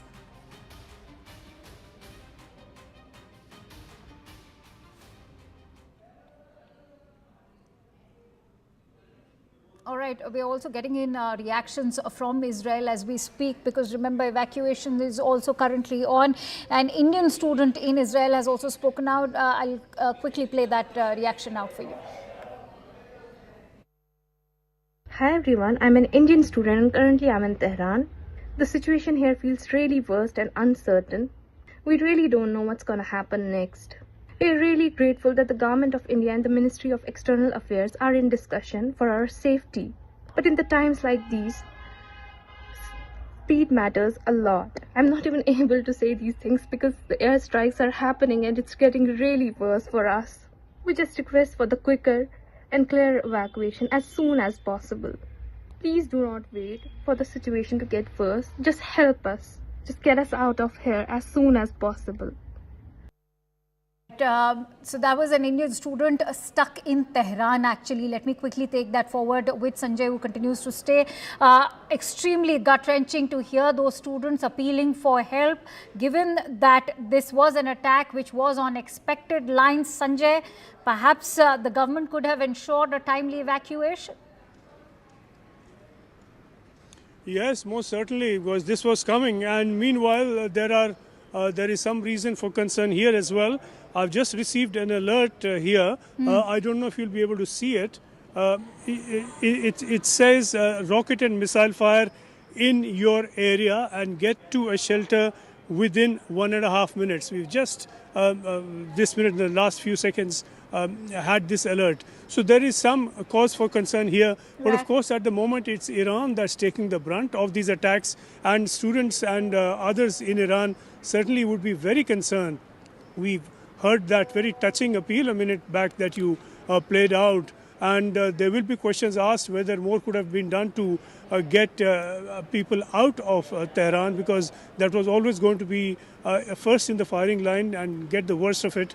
And there is a danger there, but there is a good deal of missile fire now from Iran aimed at Israel. A lot of these missiles are underway as we speak. So there is unrest to varying extents across this whole region. Of course, there is no place that's more alarming to be in at the moment than Tehran. Sanjay, going to request you to kindly take, cover, because there seems to be an alert issued in that area where Sanjay is currently stationed right now. Situation currently quickly blowing out of control. Let's quickly go across to Iranian activist Eli Jamali, who's joining us live from the United States. Eli, we've connected earlier as well. And I remember in the last conversation we had, you were urging the US for an intervention. Do you see this as the beginning of that intervention, and do you see this as an advent for external powers now to be coming and taking over Iran? Well, good morning, actually from London at the moment. We're still active in London, but New York is next week. So what's happening in Iran at the moment is an unfolding of a rescue mission of 90 million people all at once. Of course, it's going to be full of noise. Of course, it's going to be full of bombs. And unfortunately, Iranian people have been waiting for bombs to fall on Iran under a regime that has been killing and targeting people, even in the hospitals over the past 2 months. The death toll in Iran at the hands of this regime has been so much higher than any modern war over long periods of time in the space of 48 hours.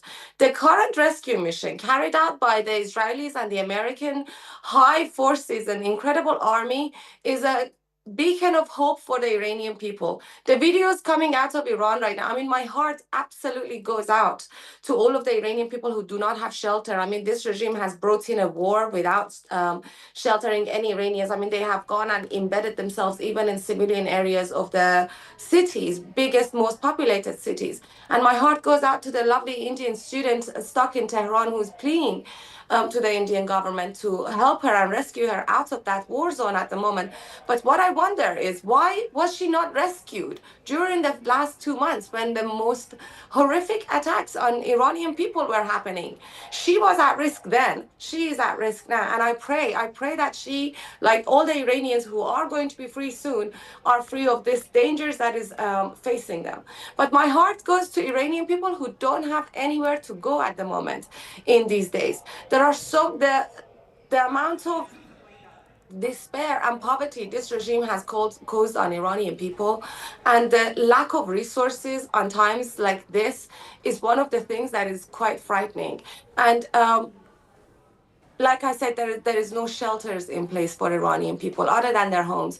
So I am reassured with the statement that President Donald Trump made earlier today in White House, that the White House released a statement that He encouraged Iranian people to stay at home because they are not the targets. They are obviously surgically targeting IRGC and regime forces and regime members who are actively part of the oppression of Iranian people.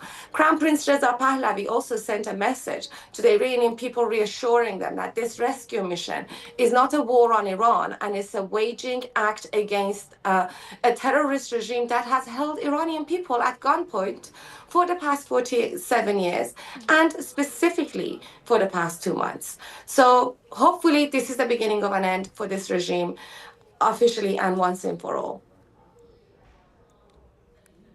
Right. There's also news that is just coming in. The situation, as we were reporting, is quite tense, and news that is just coming in. Iran's Supreme National Security Council, the government of the Islamic Republic of Iran, has already made arrangements to meet all societal needs, and there is no concern regarding the supply of essential goods. Schools and universities will remain closed until further notice.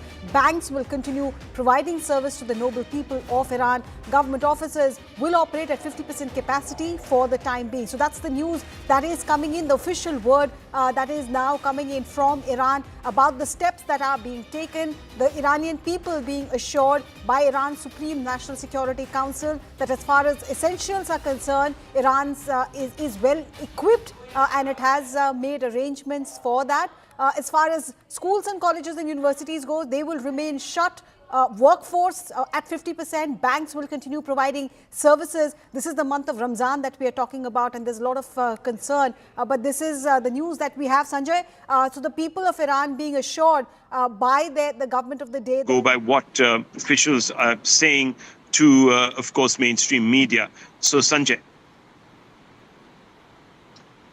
You know, Rahul, it is very clear that Israel and to the extent that US is on board for this immediate assault as well, would be very particular about not targeting civilian areas in Iran. Civilians in Iran could feed a revolt against the regime itself. So this is a predictable message of reassurance. How much weight it carries, we do not know as of now. We do not know the extent of damage that will be caused over what period of time. Above all, the question whether people begin to crack from within, whether there will be cracks within the government system, within the IRGC. We have seen some reports that there has been an element of disaffection even within the IRGC. This is the testing time now. This is when we will know if and to what extent that may be true at all. Also, there is a question of how much supplies are available with the government. Iran has been hit and hurt with sanctions for a long time now. There is not a great deal of stockpile. There's not a great deal of resilience within the system to keep people supplied. If this were to drag on, and if really Iran puts up a fight, this will drag on for a bit, without doubt. So there is a question of time frame here. There's a question of what there is people can be supplied with. These are early hours we are in, and the assurance is, well, 50% this, 50% work that. This may not last long if the matters as they're developing get out of hand and go the way they're going. And the indications are that this could just be the beginning. I mean, the war could be prolonged, even though Iranian government is assuring Iran's population that we have stocked enough. But how much is enough if this war is going to drag on? Indications from the United States and from Israel that this is not a one-off strike that has happened. Well, enough is just a word. It's not a number. It's not a quantity. And the question is how much the Iranian government has. It's not likely that there is a lot, because there have been shortages, and these are shortages that have provoked the protests that we saw. It's not likely that in an effort to calm the protests, it would have held on to masses of food and equipment and supplies to people rather than offer it to them. The reports from Iran have been that the government has been offering food to people, offering support to people to try and calm them down, people later at some stage. And what is the indication that is available at this stage about the kind of damage already inflicted? Even though Iran is putting up a brave face, indications from the other side seems to be that some of their top leadership and top military installations could have already faced the brunt of the strike that has happened.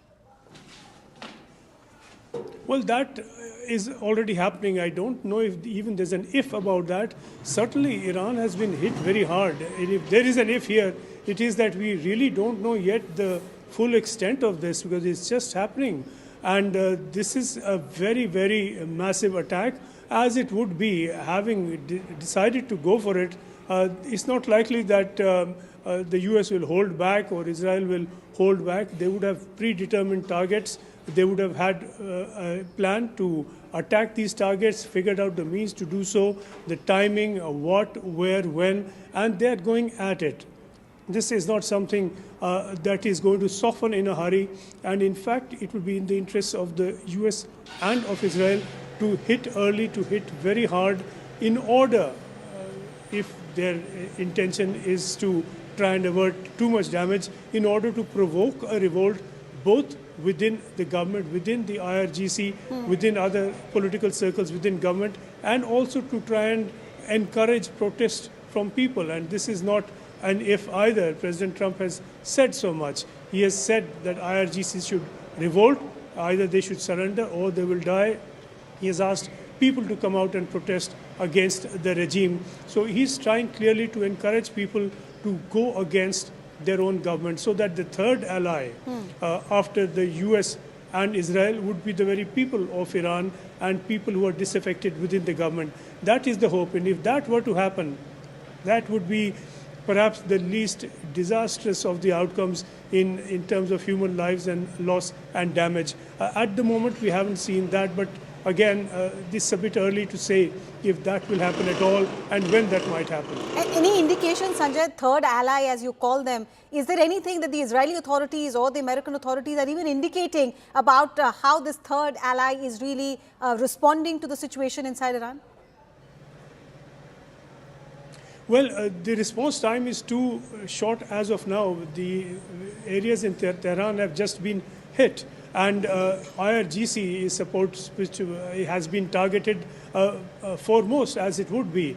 There has been a lot of damage going by the reports we've received so far, and a loss of lives, and this is a considerable loss of lives. In the face of that, what the rest of IRGC will do is what we are waiting to see, because this is a testing time for them.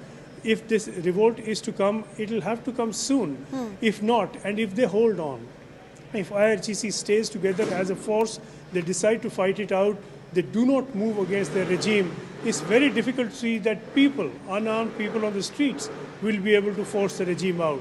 If the regime has to crack in a hurry, and if that collapse were to be provoked or induced from within, that would have to be primarily the IRGC that will have to do it, and the police and their militia, the Basij militia, and their other armed groups and forces in that area.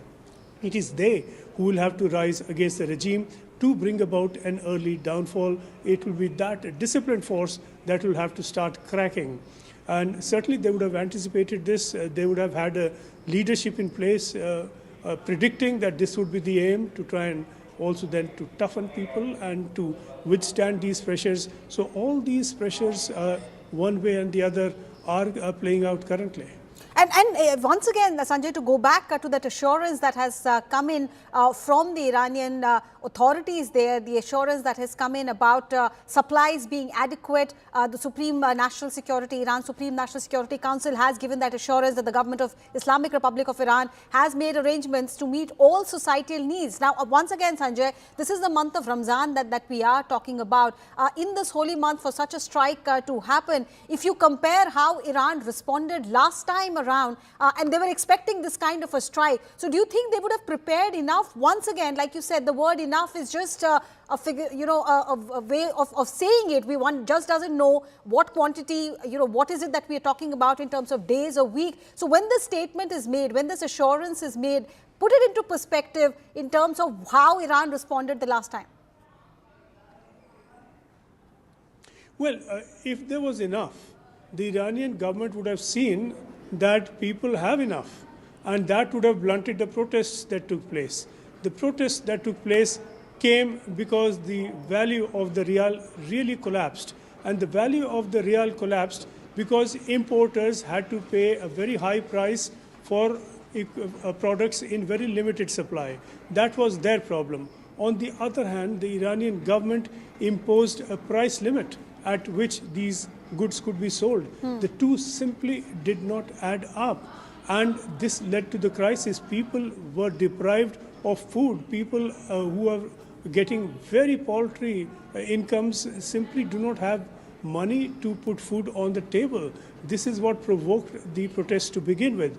Had there been enough at the time, surely the government in Iran would have shared that enough with people and tried to blunt the protests. Since then, sanctions have become tougher. The war situation has been developing and scarcities are certain to have increased. And so the situation would have got worse necessarily and not better. So this kind of assurance from the Iranian government that there's enough is something that will have to be tested, and it's a very difficult time for that testing. This is the month of Ramzan, and after a day's fasting, people break their fast at the end of the day after sunset, and whether there will be something for them after a day's fasting on day 1, day 2, day 4, day 10, if this goes on and on, if this shortage continues, and shortages certainly there are, then this itself could do something to provoke unrest among people and to provoke a rebellion, which is exactly what the US and Israel would like to see. Right. Sanjay, do hold on. Let me also bring in Iranian activist Elaha Jamili, who's in London. Elijah, just help us understand. You were telling us earlier about the situation back in Iran. Have you managed to establish contact with anyone there, any first-hand report about the kind of situation that people are in at the moment? At the moment, one of the videos circulating around is a bunch of schoolboys who saw and witnessed the excuse me, explosion, and they are celebrating and they're jumping up and down. But these are high school boys who have seen their own friends be shot to death over the past 2 months. So when one of them shouts at "I love you, Trump," all the other kids are also pretty excited about this. So while there is a lot of fear and it's a traumatic experience to hear bombs, and I'm sure Iranians are afraid, especially because of the fact that there are no supplies. Just like Sanjay was mentioning, time and time again, there are no food supplies. During the 12-day war in June, within 3 days, food supplies were done in north of Iran. Rice, oil, all the major food supplies were finished. People don't really have anywhere to run to. There is, before the uprising in Iran, when the value of real had not even collapsed to zero at that time, hospitals were low on supplies for medications. The water scarcities meant many hours a day in all the major cities in Iran, there would be no water. Electricity keeps on getting shut off. So all of these lies that the security forces and the high-profile regime members come on so-called Seda and Sima, and they spew lies to people just to make themselves feel better. It's an absolute, it's an empty drum that it has been banging for 47 years. And now they are facing the consequence of that loud, annoying noise, which also targeted only Iranian people. Let us not forget that during the 12-day war, this regime was not happy with the fact that Israel is carrying such surgical actions against their heads of IRGC and staff. Enough casualties from civilians are not rising up, so that the regime went and threw a ballistic missile on the northern area of Tehran called Narmak, killing more than 700 households. So what we are witnessing right now in Iran, as the Iranian people are calling it themselves, is indeed a rescue mission. It's going to be very difficult for Iranian people to fully be rid of this regime, but I'm sure it's not going to be as difficult as seeing hundreds of and thousands of Iranian young people be shot dead in the streets, in the hospitals, in prisons, inside their own homes. The atrocities this regime commits against Iranians first and the rest of the world after has already been witnessed by the world. We know what they are capable of. Iranian people know what they are capable of. And that is why, for the past 2 months, we have gone time and time again across the globe, throughout the diaspora, outside the American embassy, and saying, President Trump, keep your promise. No, but Eli, the situation that we are seeing currently, how realistic is it for those who want a regime change to hit the streets when the missiles are trained on them and you just don't know where the next missile is going to land? Given that reality, how realistic and in your assessment, if these protesters were to hit the street, how soon could that response come? So at the moment, the protesters are actually in the people of Iran by the president himself, President Trump himself, have been encouraged to stay at home at the moment. Why? Because there will be missiles, because there will be bombs.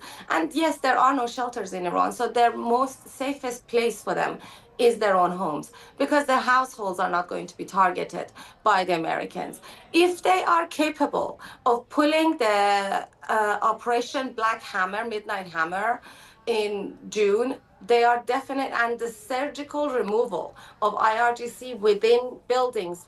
I mean, remember Yahya Sinwar and Ismail Haniyeh. Ismail Haniyeh was in Tehran when only his room in the villa that he was staying at was taken.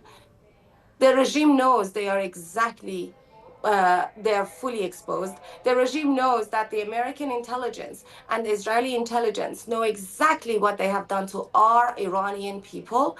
And the regime knows that the consequences of their actions is now meeting them and knocking them on the door.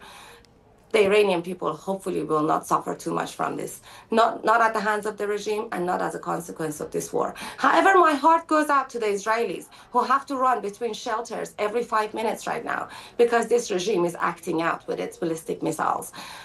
The might of the military that is surrounding Iran is not just for the rescue of Iranian people, it is for the rescue of the Middle East and Israel too.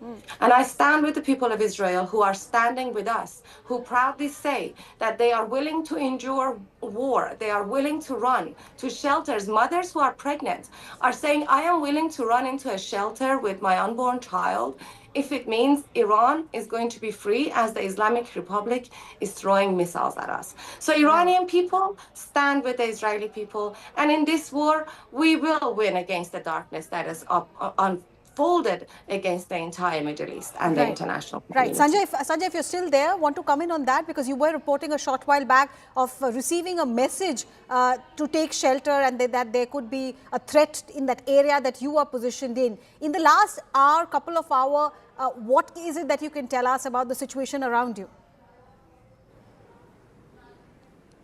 Well, we've had 2 alerts here in Tel Aviv since morning, and these are alerts that sound over the public siren system and also over the app, which everyone carries, the home app.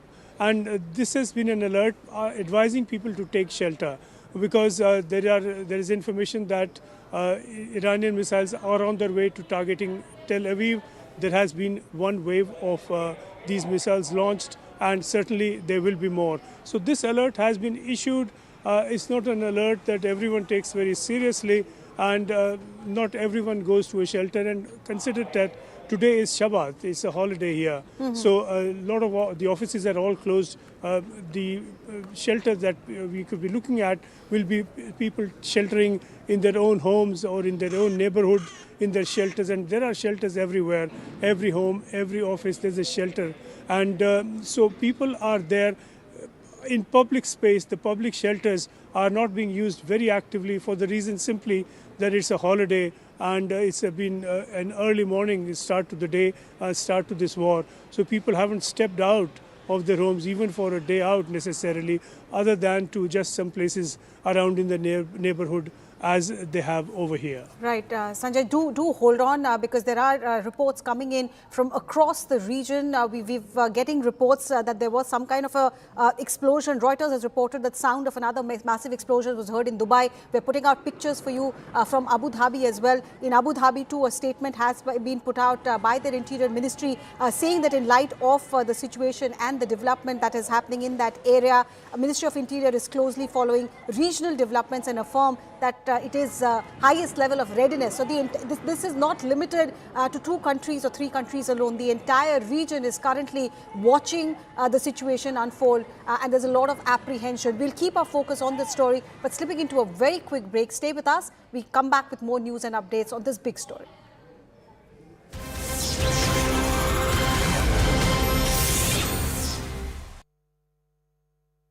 Start, of course, with Shami bhai because मैंने उनको पहले ही बोल दिया था ready रहे.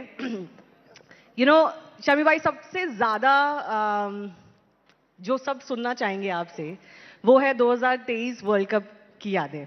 बहुत ही rarely ऐसा होता है कि कोई वर्ल्ड कप इंडिया ना जीते या कोई टीम ना जीते और फाइनल में जाके उनको हार्ट ब्रेक झेलना पड़े, लेकिन एक प्लेयर की परफॉर्मेंस पूरे देश और पूरी दुनिया को याद रहती है. वो परफॉर्मेंस थी आपकी इस वर्ल्ड कप में. Big round of applause for Mohammed Shami who was the man of the tournament really as far as the 2023 world cup is concern. India couldn't win the title, but अब आप उस 2023 वर्ल्ड कप के बारे में सोचते हैं तो क्या सोचते हैं, क्या याद आता है? फर्स्ट ऑफ ऑल तो यार कि सबसे पहले हम लोगों ने जो वो फील किया, वो जो आप लोगों का प्यार दिखा वहाँ पे, और वो जो एक होता है ना कि जज्बा दिखाई देता है लोगों में भी, वो एक अलग पंप करता है हमें एज ए प्लेयर. क्योंकि जब हम ग्राउंड में होते हैं तो क्राउड का सपोर्ट एक नेक्स्ट लेवल ले जाता है हमें. तो वो भी एक अलग लेवल का नज़र आ रहा था 2023 में. और जहाँ तक परफॉर्मेंस की सवाल है, कहते हैं ना कि एक ड्रीम होता है कि इंसान ऐसा करना चाहता है क्रिकेट में, या फिर मैं ऐसा बॉल डालना चाहता हूँ, या मैं बॉल से बात करना चाहता हूँ. सो उस तरीके का वो परफॉर्मेंस चल रहा था. क्योंकि हमेशा आईसीसी इवेंट में मैं फर्स्ट मैचेस में मैं रेसिपी रहा हूँ. हमेशा मैंने पानी पिला के कंट्रीब्यूट किया है. तो मैं हमेशा वेट करता रहता था कि जब आपका टर्न आएगा, जब आपको मौका मिलेगा, जब आपको टीम को ज़रूरत होगी, आप कितने प्रिपेयर हैं, कितने तैयार हैं उस चीज़ के लिए, आप कितना हंगर हैं आप विकेट लेने के लिए. तो वो मैं हमेशा वेट करता था. लेकिन 2023 वर्ल्ड कप में जो पहली परफॉर्मेंस आई मेरी धर्मशाला में, उसके बाद मुझे ऐसा लग रहा था कि लाइफ में एक मोमेंट आता है ना कि मैं ये ऊंचाइयां छूना चाहता हूँ. मैं बॉल के साथ वो फील कर रहा था, बॉल हाथ में लेके, कि मैं इससे जो चाहे कर सकता हूँ. वाह. तो ये एक टाइम पे आता है, ऐसे बैट्समैन भी आता है कि हाँ हमारा टच ऐसा होता है कि इन द जोन जिसे कहते हैं. नहीं, किसी दिन ऐसा होता है कि आप एज ए बैट्समैन भी अगर आप चाहें कि हाँ कि मैं ना मारना चाहूँ लेकिन वो बैट में आके लगती है. तो वैसा ही वो फील चल रहा था. और जो मोमेंटम था टीम का वो आपने देखा ही है. और जो क्रेज पब्लिक में था, जो सपने सबको दिखते थे, उससे ज़्यादा तो हमें दिखते थे. रात को नींद नहीं आती थी. लेकिन कहते हैं ना, नसीब को कोई नहीं बदल सकता. लेकिन मैंने वो बॉल के साथ वो फील किया है, ऐसा लगता था जैसे मैं बात कर रहा हूँ बॉल के साथ और बॉल मेरे हिसाब से चल रही है. तो वो मेरी लाइफ के बेस्ट दिन रहे हैं वर्ल्ड कप के. वर्ल्ड कप मैंने बहुत खेले हैं, लेकिन वो बॉल के साथ जो कनेक्शन बना था वो मुझे ऐसा लगता है लाइफ में कभी नहीं बना. Amazing. It was seriously amazing to watch you perform like that. लेकिन जब आप पहले कुछ मैचेस में जब वेट कर रहे थे, जैसे आपने बोला कि पहले एक दो मैचेस में आपको बेंच पे ही बैठना पड़ता है, तब दिमाग में मतलब बहुत नर्वसनेस थी कि मेरा मौका आएगा नहीं आएगा, कब तक आएगा, जब तक आएगा ऐसा ना हो कि मैं जो ये जोन है मेरा जोन ही निकल जाए जब तक मेरे मैच आएगा. नहीं, हिस्ट्री उठाकर देखो, सारे वर्ल्ड कप में ऐसे ही हुआ है मेरे साथ. एक शो में मैंने और भी बोला था कि शायद मुझे उसका फल मिलता हो कि आप उतना वेट कर रहे हैं, आप उतना बेसब्री से इंतज़ार कर रहे हैं कि आप कब खेलेंगे. लेकिन ये पार्ट ऑफ द गेम है. आपकी टीम है, आपकी कंट्री है, आपके लिए.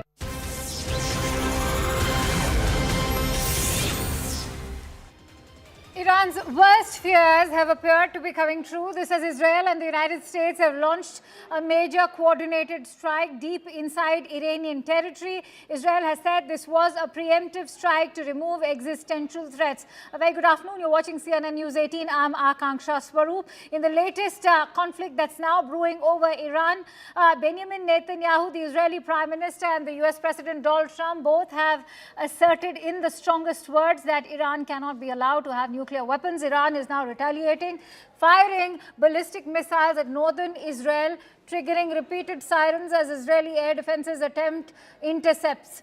Israel remains under a national emergency with schools, gatherings, and even most workplaces closed. And turning to the Indian angle now, India's embassy in Tel Aviv has issued an urgent advisory saying citizens have been asked to stay alert, follow all instructions from Israeli authorities, avoid non-essential movement and remain close to the designated shelters. In fact, Let's quickly bring you some more perspective. I'm joined in by Nia Gorbani, who's an Iranian activist. I can see Sanjay Suri is also joining us live from Israel. I'm also joined in by Eli Jamali, who is an Iranian activist. Thank you for joining in. Let me quickly first go across to Sanjay for the latest lowdown. Sanjay, we are being told that an advisory has been issued for all of those Indians. What is the latest status in terms of the evacuation taking place? Well, at the moment, there's no evacuation underway of Indians in Israel. What we have is a caution, and people are being advised to take shelter and to take precautions. It's at the moment not reached the level of a crisis here in Israel as you have in Iran, and that is where the urgency for evacuation would arise. Of course, in Iran, it's too late for evacuation. But you have a number of Indians here in Israel, a very large number. There are a number of recent migrants from India and particularly from Kerala and one or two other states, and they work in the service sector. A lot of them are caregivers, and a lot of the people in need of constant care are really being looked after by Indians. So that's a very large number of people here. And then, of course, you have a very strong Indian Jewish community. By some estimates, about 150,000 at least. They are people who have been living in Israel for a long time, and they are Israeli citizens. So for all of them, the advice remains, as it does for Israelis just about everywhere, that warnings should be taken seriously. There are very precise guidelines in place. People have been familiarized with these for long. They've had training, they've had dry runs for what to do in an emergency. They know exactly what to do. Some people clearly choosing not to do so, and they are outdoors when the advice at the moment is to be inside a shelter. So this is a situation where people will take their own decisions, but bearing in mind that it's a holiday today, people are in their homes anyway, and the attack came early morning Israeli time, and so a lot of people simply did not stir out of their houses into open spaces at all, and they're mostly hiding at home. Stay with me. Let me quickly go across to Nia Gorbani, Iranian activist, also joining us on the broadcast. Nia, remember, it's a timing which is in fact being also questioned at the moment, given it's the holy month of Ramadan. The Iranian regime is going to ensure that they avenge for such kind of an attack. What is this going to mean, not just for the regime in Iran, but also for the people of Iran, given that this is the second time around an attack of this nature has taken place in less than a year, that too when the negotiations have been on. This is bound to also jettison the overall negotiation process, but what will this mean for the Iranians? So early morning today, I get a phone call from the Iranian inside Iran, from my family. They called me and said, finally, we get what we want. We get help from President Trump, and we saw actually lots of footage from Tehran. The people actually, the strike actually is going, but the people in streets celebrating the strike, and they are happy. The Iranian people are happy because we don't have any other option. We can't actually fight against Islamic Republic with empty hands. But right now, we get help from U.S. and Israeli military. The Iranian people are super happy. They don't care about what's going to be happen. But the final actually results for us, it's the freedom. And we are happy about that, and lots of Iranian people inside Iran, outside Iran, liberating. All right, Nia, stay with me. I'm getting in some breaking inputs. In fact, the Israeli media, as we are being told, has currently confirmed that among the attack targets, there is Ayatollah Khamenei and the Iranian President Pezeshkian. This, as Israeli officials also had given a confirmation that they had enough indications that high-profile targets had been hit during the missile strikes that were conducted by the United States and Israel. And in the latest, what we can tell you is that very confirmations also coming out in media reports. Among the attack targets have been Khomeini and the Iranian President Pezeshkian. Let's quickly take this forward with Sanjay. Sanjay, remember the big question is in terms of the whereabouts of the president and, of course, of the Ayatollah as well. Well, this is no surprise that Khamenei would be a target, the number one target. Pezeshkian would be a target. Top IRGC commanders would be a target. This was known. Clearly, this would be the aim of the US and Israel to target them first. And the latest reports we have suggest that some of these targets have been hit. Now, that is as yet vague. We do not quite know whether as of now that means that Khamenei has been killed or Pezeshkian has been killed. No such confirmation, no such indication as yet. And certainly they would have anticipated these, but there is a level of anticipation you can have and no more, and a level of precaution you can take and no more. Clearly, Mossad has very good intelligence within Iran, as does the CIA, and they would have been tracking the movements and the position of these leaders very closely. Whether that is foolproof, we do not know yet, because the Iranians would have also anticipated this and taken their own steps. They have been targeted, but if it does turn out, as some of these reports appear to suggest, that there has been a successful strike against both Khamenei and Pezeshkian, Khamenei particularly, then that can change the situation at least two different levels. First, it means the loss of the top leadership would mean a loss of confidence in the system, so that there are people within the government who will lose faith in their ability to hold out. Second, it will send a message to people that they really can now revolt and come out and protest and have strength on their side. Right. So these would be the most encouraging steps, that successes that Israel and the US can have, and we are waiting final confirmation that indeed may have happened, yes. Let me quickly go across to Elahe Jamali as well, who continues to stay with us. Elahe, remember just 3 days ago, close to 350 Iranian researchers, academics, also political figures, all of them had signed a joint petition urging for no war, no conflict, because everyone now seems to be of this opinion that war is not going to end the ongoing crisis. It's only going to bring death, destruction, and going to add to the poverty in the country. Do you think that this kind of an intervention, where we are seeing the situation quickly spiral out of control, will be able to bring any respite to the Iranians? I'm just going to use the 12-day war as an example again.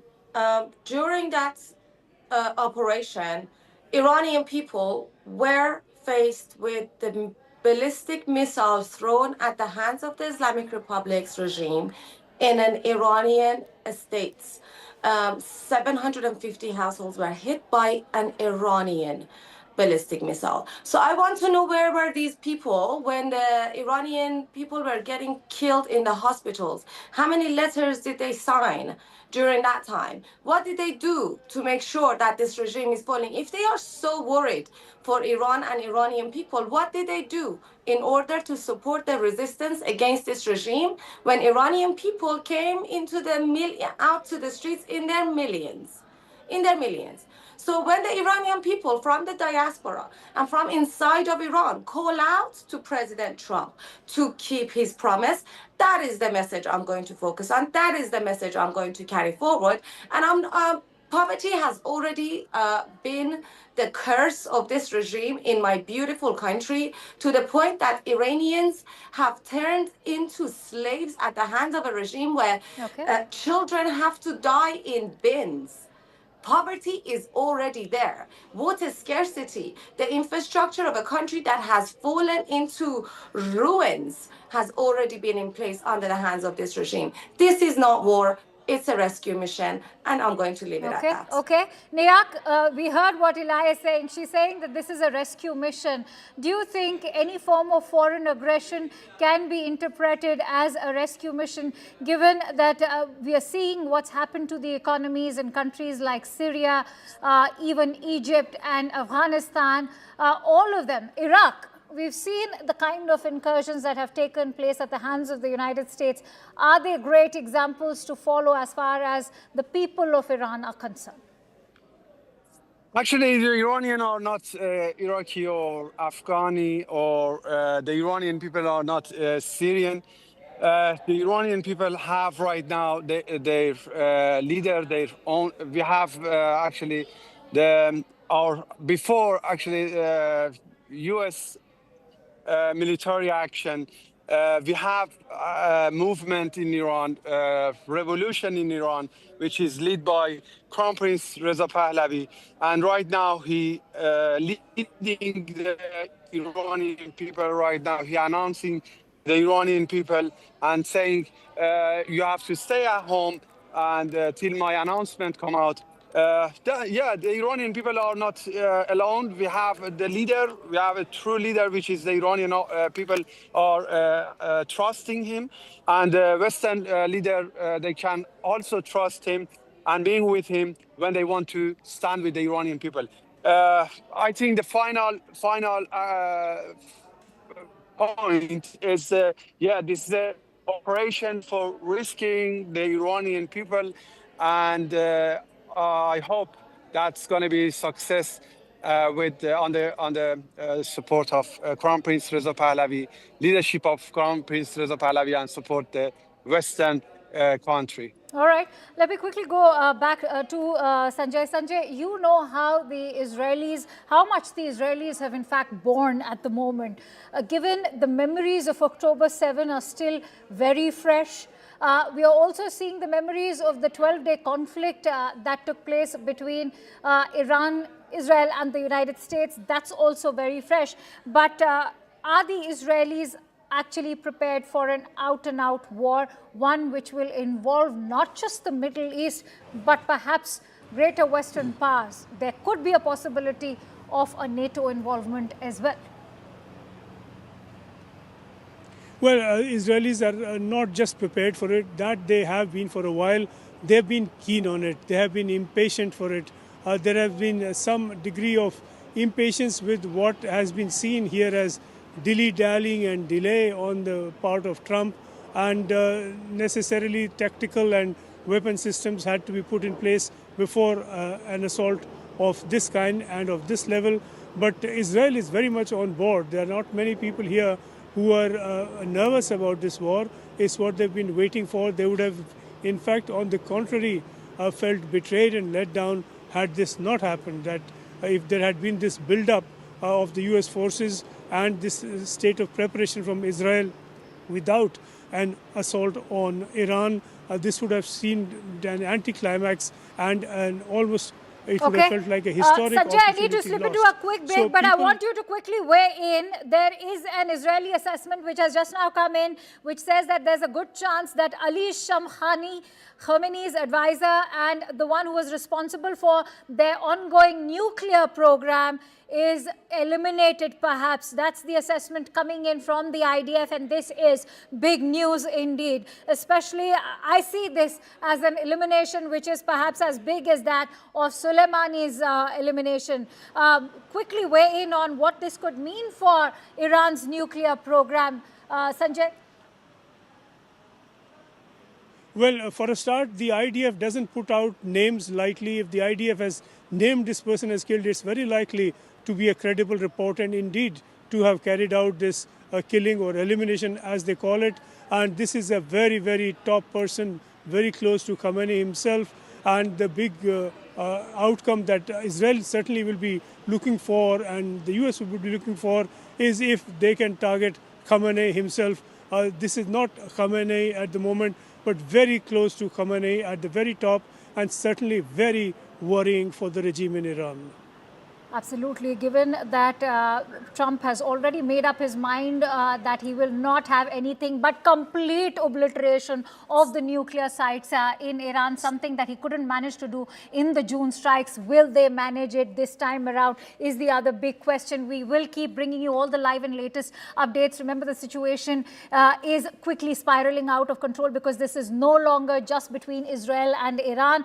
The US has been involved. These are joint strikes that we are talking about. Iran, of course, has vowed to avenge. They have been hitting all of those bases of the United States, whether it is Qatar, whether it is even, say, the UAE, which has shut down its airspaces. The situation is currently on tenterhooks. We will keep bringing you all the live and latest updates as we slip into a quick break. Stay tuned to CNN News 18.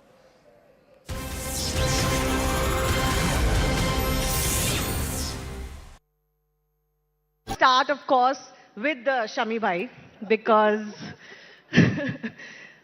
मैंने उनको पहले ही बोल दिया था ready रहे. शमी भाई, सबसे ज्यादा जो सब सुनना चाहेंगे आपसे वो है 2023 वर्ल्ड कप की यादें. बहुत ही रेयरली ऐसा होता है कि कोई वर्ल्ड कप इंडिया ना जीते या कोई टीम ना जीते और फाइनल में जाके उनको हार्ट ब्रेक झेलना पड़े, लेकिन एक प्लेयर की परफॉर्मेंस पूरे देश और पूरी दुनिया को याद रहती है. वो परफॉर्मेंस थी आपकी इस वर्ल्ड कप में. Big round of applause for Mohammed Shami, who was the man of the tournament really as far as the 2023 world cup is concern. India couldn't win the title, but अब आप उस 2023 वर्ल्ड कप के बारे में सोचते हैं तो क्या सोचते हैं, क्या याद आता है? फर्स्ट ऑफ ऑल तो यार कि सबसे पहले हम लोगों ने जो वो फील किया, वो जो आप लोगों का प्यार दिखा वहाँ पे, और वो जो एक होता है ना कि जज्बा दिखाई देता है लोगों में भी, वो एक अलग पंप करता है हमें एज ए प्लेयर. क्योंकि जब हम ग्राउंड में होते हैं तो क्राउड का सपोर्ट एक नेक्स्ट लेवल ले जाता है हमें. तो वो भी एक अलग लेवल का नज़र आ रहा था 2023 में. और जहाँ तक परफॉर्मेंस की सवाल है, कहते हैं ना कि एक ड्रीम होता है कि इंसान ऐसा करना चाहता है क्रिकेट में, या फिर मैं ऐसा बॉल डालना चाहता हूँ, या मैं बॉल से बात करना चाहता हूँ. सो उस तरीके का वो परफॉर्मेंस चल रहा था. क्योंकि हमेशा आईसीसी इवेंट में मैं फर्स्ट मैचेस में मैं रेसिपी रहा हूँ. हमेशा मैंने पानी पिला के कंट्रीब्यूट किया है. तो मैं हमेशा वेट करता रहता था कि जब आपका टर्न आएगा, जब आपको मौका मिलेगा, जब आपको टीम को ज़रूरत होगी, आप कितने प्रिपेयर हैं, कितने तैयार हैं उस चीज़ के लिए, आप कितना हंगर हैं आप विकेट लेने के लिए. तो वो मैं हमेशा वेट करता था. लेकिन 2023 वर्ल्ड कप में जो पहली परफॉर्मेंस आई मेरी धर्मशाला में, उसके बाद मुझे ऐसा लग रहा था कि लाइफ में एक मोमेंट आता है ना कि मैं ये ऊंचाइयां छूना चाहता हूँ. मैं बॉल के साथ वो फील कर रहा था, बॉल हाथ में लेके, कि मैं इससे जो चाहे कर सकता हूँ. वाह. तो ये एक टाइम पे आता है, ऐसे बैट्समैन भी आता है कि हाँ हमारा टच ऐसा होता है कि इन द जोन जिसे कहते हैं. नहीं, किसी दिन ऐसा होता है कि आप एज ए बैट्समैन भी अगर आप चाहें कि हाँ कि मैं ना मारना चाहूँ लेकिन वो बैट में आके लगती है. तो वैसा ही वो फील चल रहा था. और जो मोमेंटम था टीम का वो आपने देखा ही है. और जो क्रेज पब्लिक में था, जो सपने सबको दिखते थे, उससे ज़्यादा तो हमें दिखते थे. रात को नींद नहीं आती थी. लेकिन कहते हैं ना, नसीब को कोई नहीं बदल सकता. लेकिन मैंने वो बॉल के साथ वो फील किया है, ऐसा लगता था जैसे मैं बात कर रहा हूँ बॉल के साथ और बॉल मेरे हिसाब से चल रही है. तो वो मेरी लाइफ के बेस्ट दिन रहे हैं वर्ल्ड कप के. वर्ल्ड कप मैंने बहुत खेले हैं, लेकिन वो बॉल के साथ जो कनेक्शन बना था वो मुझे ऐसा लगता है लाइफ में कभी नहीं बना. Amazing. It was seriously amazing to watch you perform like that. लेकिन जब आप पहले कुछ मैचेस में जब वेट कर रहे थे, जैसे आपने बोला कि पहले 1-2 मैचेस में आपको बेंच पे ही बैठना पड़ता है, तब दिमाग में मतलब बहुत नर्वसनेस थी कि मेरा मौका आएगा नहीं आएगा, कब तक आएगा, जब तक आएगा ऐसा ना हो कि मैं जो ये जोन है मेरा जोन ही निकल जाए जब तक मेरे मैच आएगा. नहीं, हिस्ट्री उठाकर देखो, सारे वर्ल्ड कप में ऐसे ही हुआ है मेरे साथ. एक शो में मैंने और भी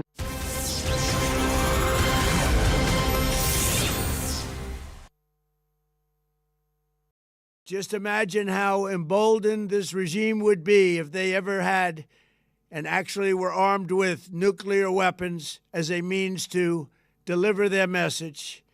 For these reasons, the United States military is undertaking a massive and ongoing operation to prevent this very wicked, radical dictatorship from threatening America and our core national security interests. We are going to destroy their missiles and raise their missile industry to the ground. It will be totally, again, obliterated. We're going to annihilate their Navy. We're going to ensure that the region's terrorist proxies can no longer destabilize the region or the world.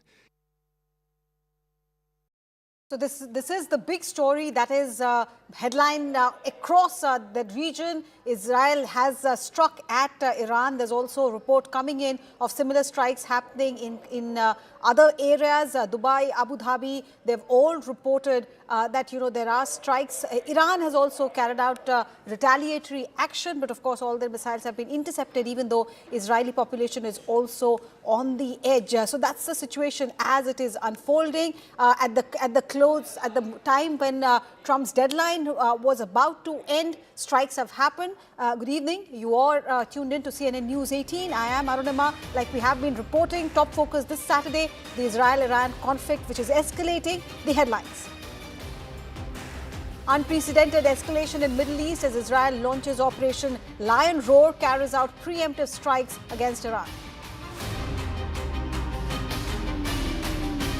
A terror regime can't be allowed to have nuclear power. That's the reaction coming in after US President Donald Trump and Israeli Prime Minister Benjamin Netanyahu hailed the strike against Iran.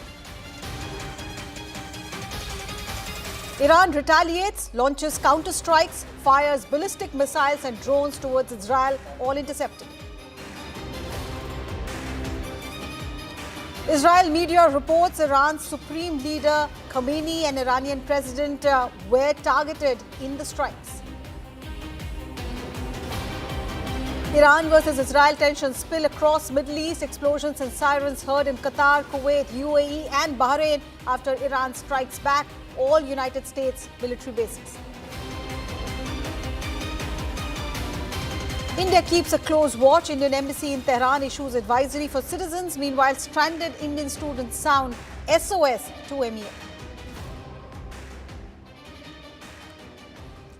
A big story this Saturday. Iran's worst fears appear to be coming true as Israel and the United States launch major coordinated strikes deep inside Iranian territory. Israel says this was a preemptive strike to remove existential threats. Benjamin Netanyahu and Donald Trump both have asserted in the strongest of terms that Iran cannot be allowed to have nuclear weapons. Iran is now retaliating, firing ballistic missiles at not just northern Israel, but also US bases in Bahrain, Kuwait and UAE. Israel remains under a national emergency with schools, gatherings and most workplaces closed. And turning to the Indian angle now, India's embassy in Tel Aviv has issued an urgent advisory. Citizens have been asked to stay alert, follow all instructions from Israeli authorities, avoid non-essential movement and remain close to designated shelter.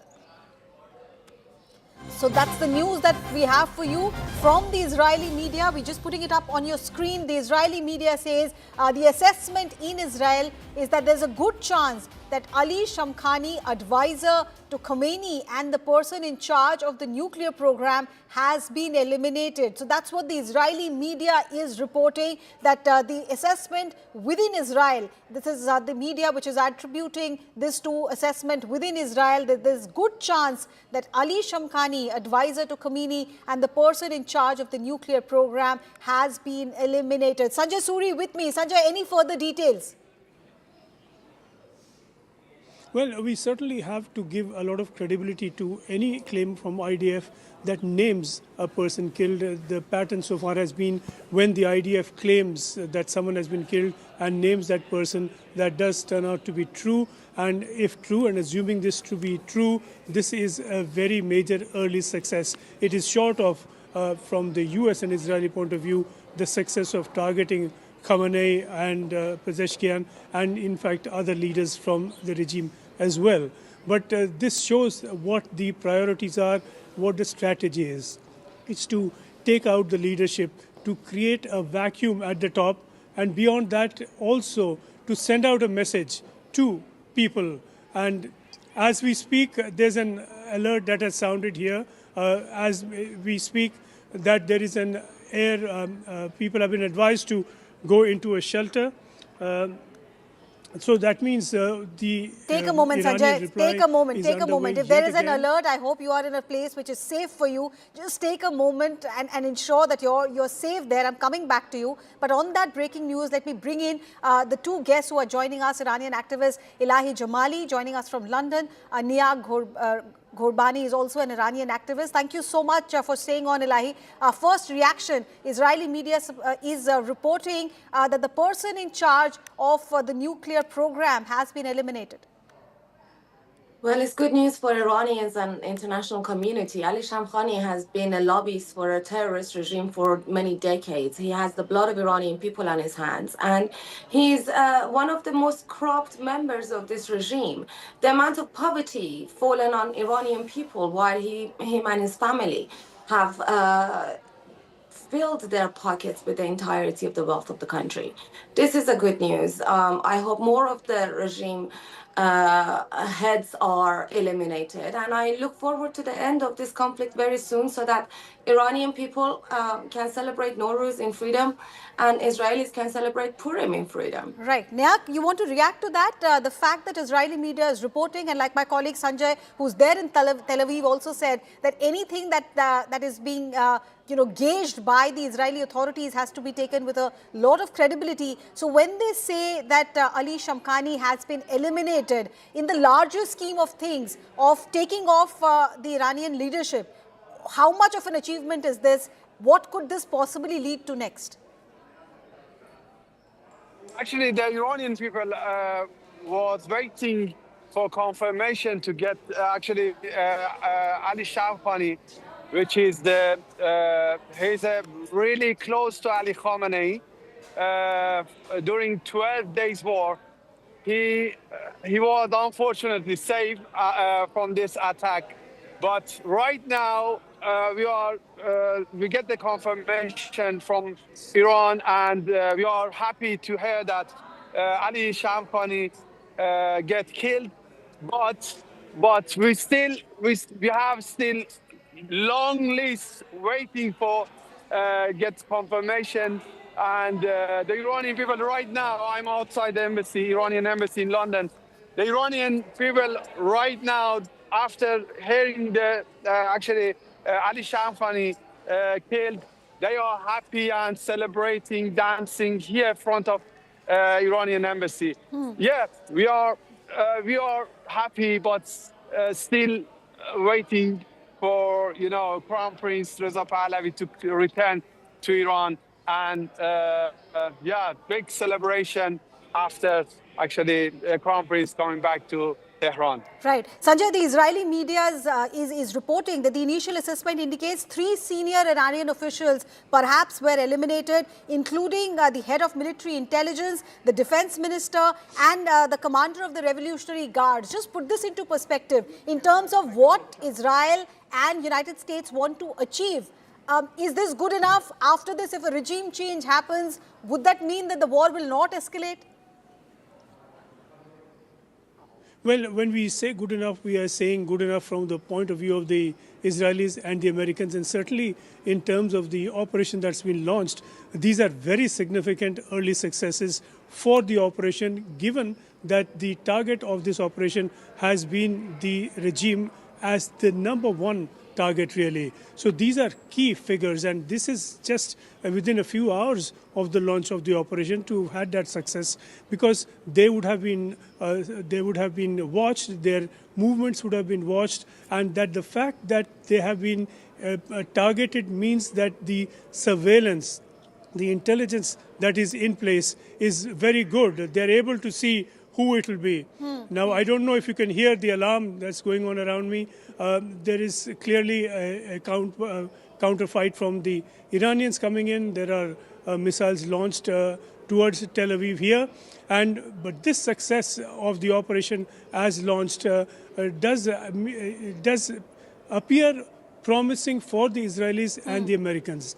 This is, of course, 3 very top people. One of them has been named, and this is within a few hours. If this is an operation that succeeds in targeting Khamenei himself, then the moral force or the habit really of an institution in place that is in Iran, that is the government in place in Iran, if that gets shaken, then the revolt can really get new fuel, new fire, and perhaps achieve successes they did not on the last occasion. Sanjay, we can hear the siren around you, and IDF is also confirming this, that a short while ago sirens were sounded. That's because Iran is continuing to, target Israel. Retaliatory strikes are happening. But even after the 3 setbacks, as is the initial assessment, if Iran is continuing to retaliate, which means Iran is not stepping back, Iran is retaliating, and this could mean more escalation? Would retaliate. The targets that we've seen have been top people within the government, or that is targeting at one level. The other is the entire network of Iranian missiles, and this is a network. This is not one location. Of course, it wouldn't be.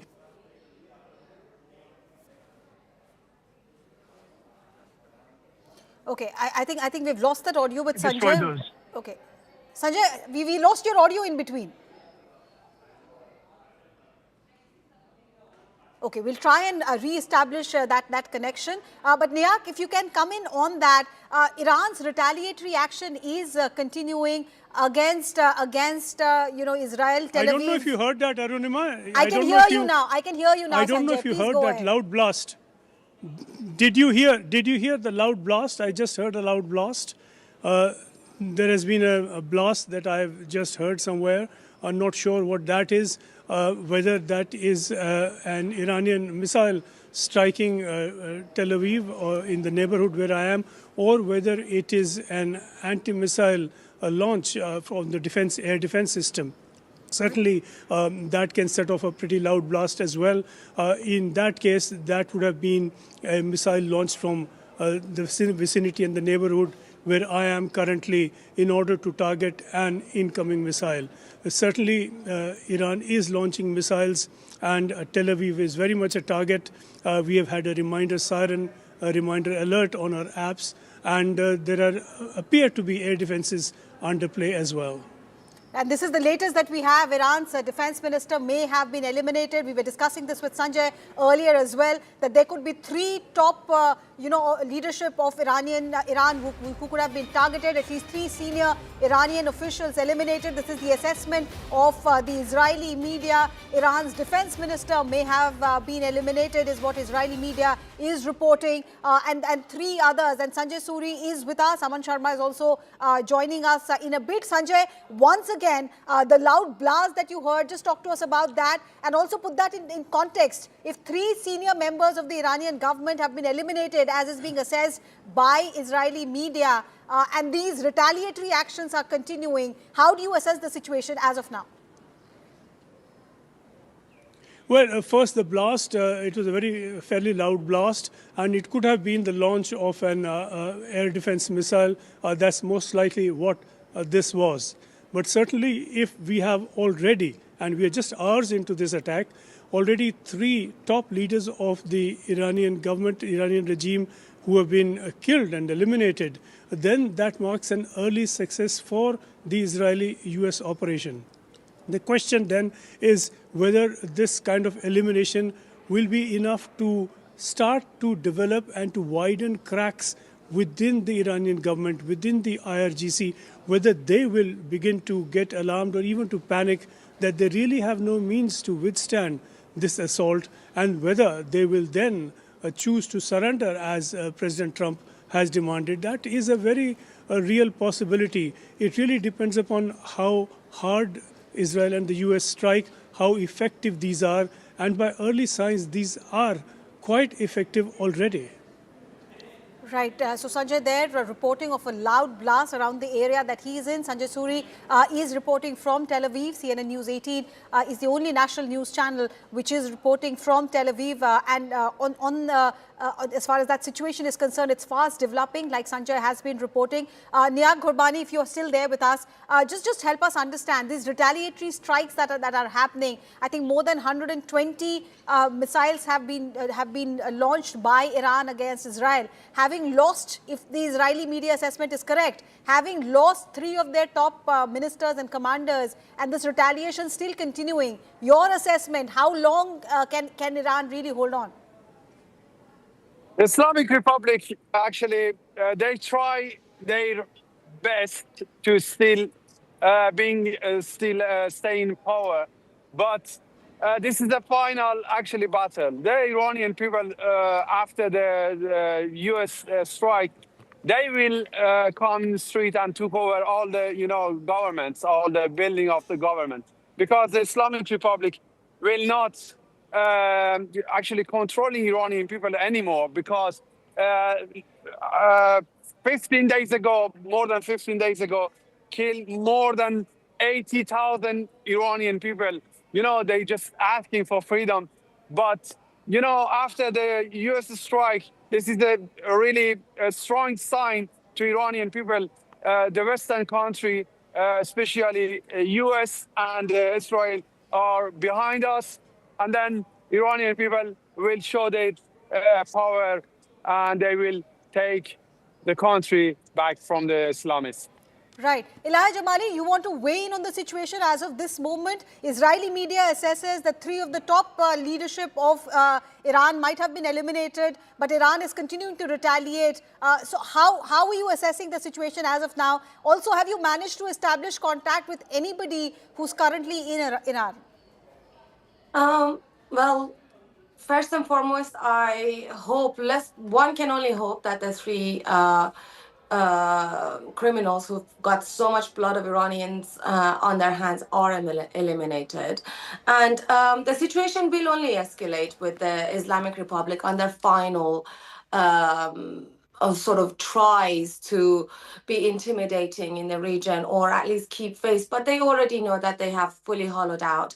The recommendation and the reassurance that President Donald Trump gave to the armed forces who have been bearing arms against the people is incredibly shaking to the system and the core of this regime, because now they have to imagine their own allies putting down their arms, because Iranians know that this is indeed like Nihat Qurbani says, and like Iranian people inside of Iran have been saying for the past many years, but specifically for the past 2 months. This is the final battle, and Iran will be free, and Pahlavi will return home.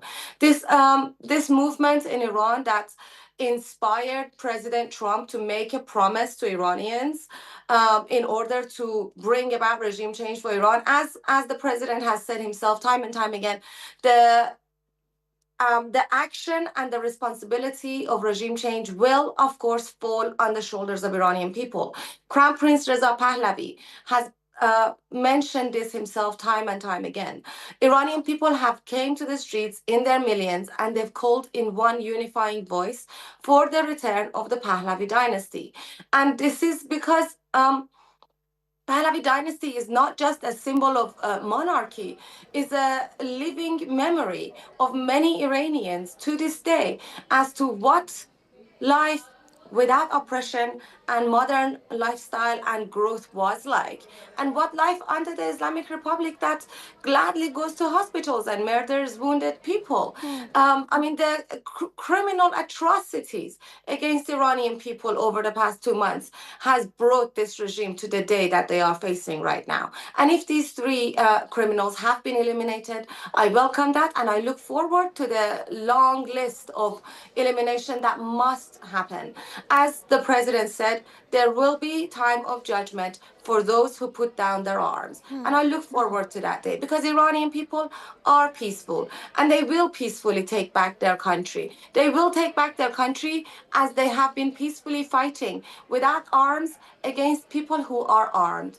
So now the rescue mission is in place. The government buildings will be available for the Iranians to take over once and for all, once the bombs have already done their jobs. Right. Nihat Qurbani, we know communication channels have been completely disrupted there in Tehran. But anything that you can tell us, anyone has managed to establish a contact with friends, family, people who are in London or other parts? Anything you can tell us about the situation as of now? As I said, early morning today, my family members called me and telling me we are super happy because President Trump finally keep his word and start helping us. My friends in Iran, they messaging me and say, keep fighting. Don't actually forget us. Being our voice, we are happy and we will take our country back. Yes, but right now we have limit internet in Iran because of the situation. Yeah, I just had from the Iranian inside Iran, they are happy and they have real hope right now about the strike. Right, but if this escalation continues, the Iranian regime is also retaliating. They've put out a statement saying people of Iran should not worry in terms of essential supplies. We have enough. So if this escalation continues, how long do you think the people of Iran can really hold on? As of now, they've been told to remain inside their residence, not step out. There are not enough number of shelters there. So the situation on ground, can they hold on beyond 12 days like last time? We Iranian doesn't have shelter in Iran. The Crown Princess of Pahlavi and President Trump asking Iranian people stay inside their home because the bomb is everywhere and stay, calm at home and waiting for the announcement. That's why, yeah, the Iranian people are, waiting for the announcement to come to street after the announcement, coming to street and take over, the street and protesting against Islamic Republic and peacefully take over all the buildings. This is just give me a moment. Just give me a moment. We have news that is just coming in. United States is monitoring the operation in Iran. Defense Secretary Pete Hegseth is present there. United States is continuously monitoring the situation as it is unfolding. Reports say that Donald Trump, President of USA, is also present at this base where monitoring is going on from the Mar-a-Lago resort. And continuously, the Defense Secretary, the United States President and the top leadership is keeping an eye. They are in touch with their Israeli counterparts and they have been told that that's the assessment that, the top leadership of Iran, including the man who was in charge of their nuclear program. They've been eliminated. The defense minister report suggests that's the assessment of Israel, that the defense minister too has been eliminated. And Donald Trump himself is monitoring the situation. Sanjay Suri, if you're there with us, Sanjay is reporting live from Tel Aviv.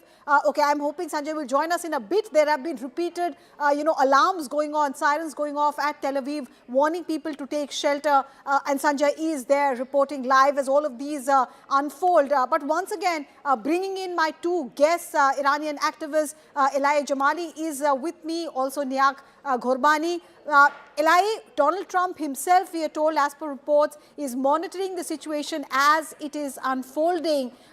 Iran is not holding back. They're repeatedly trying to strike at Israel and also at the US bases in that vicinity. How do you think, beyond the 12 days that Iran managed to hold on, today is, of course, day one, the first few hours, but do you see this stretch on for almost 2 weeks like we saw the last time?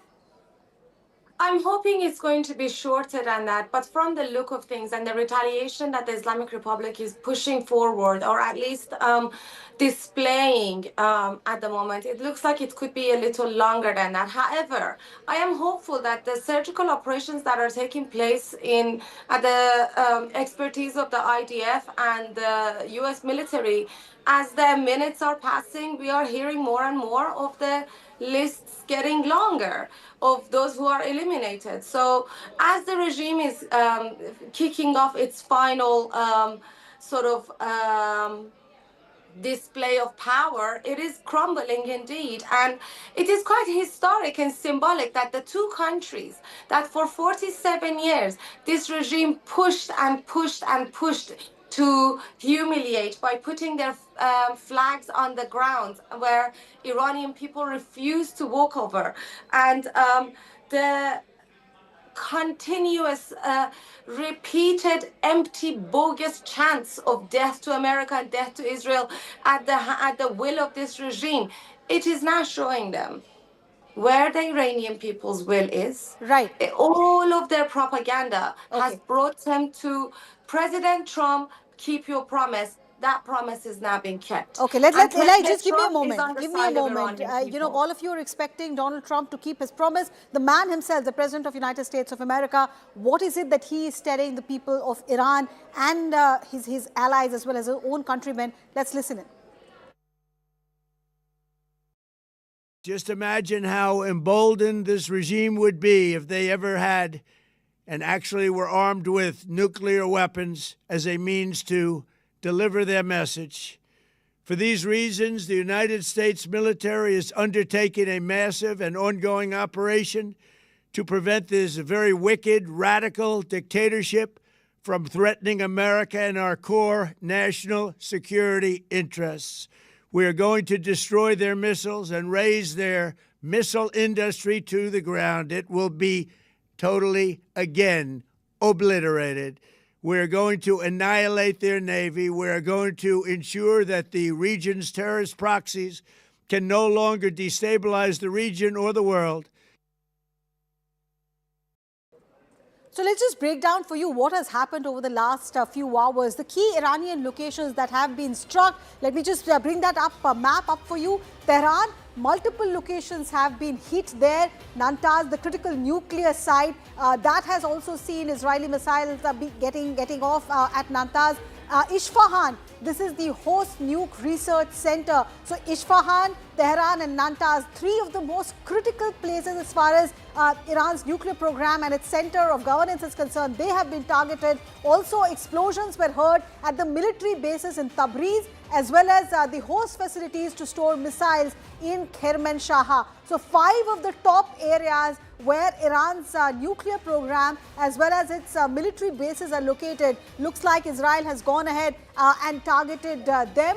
Tehran, Natanz, Isfahan as far as the critical nuclear site as well as the nuclear research center is concerned, and on the other side Tabriz and Kermanshah as well. So this is what Israel's plan of action seems to be. Israel has tried to completely negate Iran's ability to strike back, and in these strikes Israel's own assessment is that 3 of their top commanders have been eliminated, including the defense minister, the man in charge of their nuclear program, and also one senior official from the Iran's Revolutionary Guard. And what is it that the retaliation have been like? The U.S. bases in Middle East, those have been struck as well. So those U.S. military bases have been struck by Iran as in terms of retaliation. Of course, they've tried to attack Israel. Also, explosions heard in Kuwait, Bahrain, Qatar, UAE and Oman. We've been showing you visuals from Abu Dhabi and Dubai as well and there's an advisory from the Interior Ministry in Abu Dhabi too. So all of these areas which are bases of United States. So Iran's retaliation not limited to Israel alone, it is also going ahead and targeting the United States bases in Kuwait, Bahrain, Qatar, UAE and Oman. So the entire Middle East has also been pulled into this escalating conflict between Iran and Israel, supported by the United States of America. We're keeping our focus on this story, which is fast developing. Stay with us as we slip into a very quick break. We'll come back with more updates from the ground.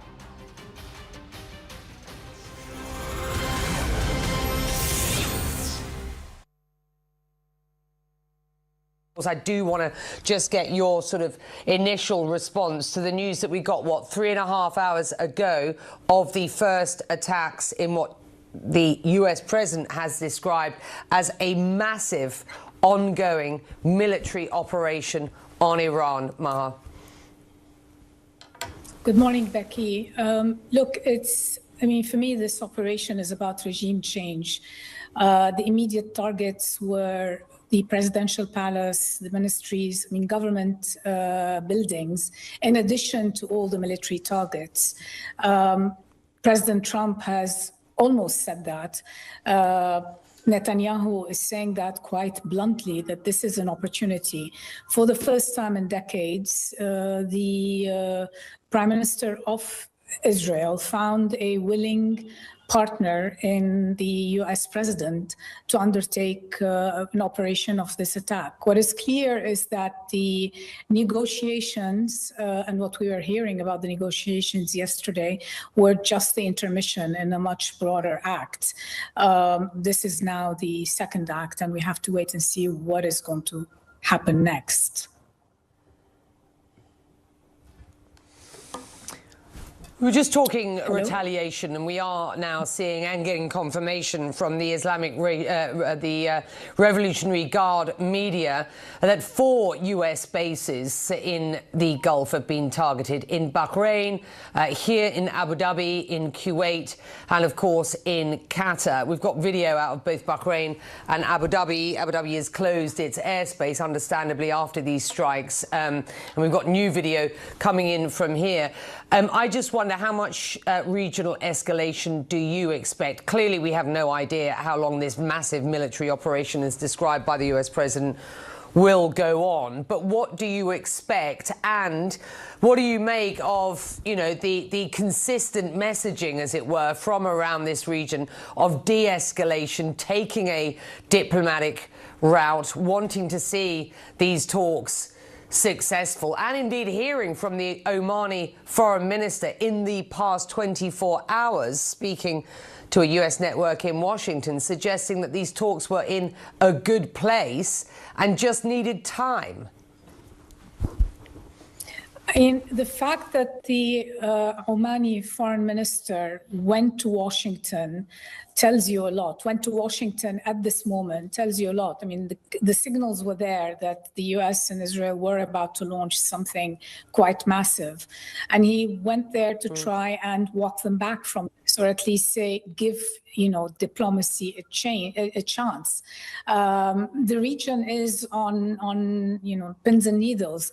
The last thing we need is more war. Because ultimately it's the region that will pay the price for this, both in terms of lives, but also in terms of economies. At every single level, it is the region that is going to pay the price for whatever comes next in this war with the Iranian regime. Certainly, we were hearing from Gulf officials all the way back in the summer. They were saying, okay, we don't mind a weaker Iranian regime. However, we certainly don't want a hegemonic Israel. An Israel that today is saying it has a biblical right to hit anywhere it wants in the region. You have an ambassador, a US ambassador to Israel, talking about this. There's a kind of, I mean, I don't know how to describe it. Is it a messianic approach to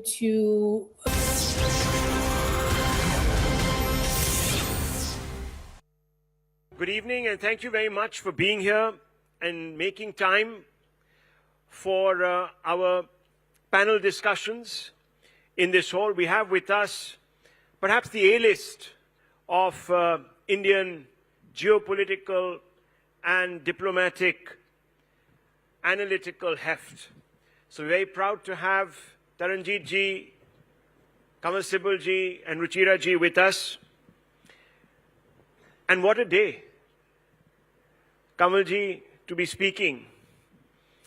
A day when war is broken out in the Gulf, a day when Israel and America have got together and they have struck Iran. Taranjeet ji, just a few days ago we were talking and we were thinking about larger equations and things changing this way and that way. But here we have a scenario that has emerged that perhaps some of us were fearing would be very disruptive. So I want to first begin with you, Taranjeet ji, and this is something that's important because clearly this is happening now in India's backyard. We have relationships both with Iran and Israel. With Israel, of course, you saw the bonhomie just 2 days ago where the Prime Minister and Benjamin Netanyahu were together. The Prime Minister addressed the Israeli Knesset, and the Prime Minister said that we back Israel, that India backs Israel in the actions it needs to take to defend itself. Perhaps he didn't realize that there was going to be this sort of a consequence. But India will be now, questions will be asked of it, I'm sure, because we've assumed this posture of strategic autonomy. There are many stresses on India now because people expect us to align with this bloc or the other. These are times where, as you know, conflagrations are breaking out and India has emerged as such an important player on the international stage. So can we continue to push this posture and remain, in a sense, equidistant from various powers? Thank you, Rahul. Thank you for having me, and it's wonderful to be with my former Foreign Secretary and my very good friend, Ruchira here. Rahul, I'll slightly differ on that.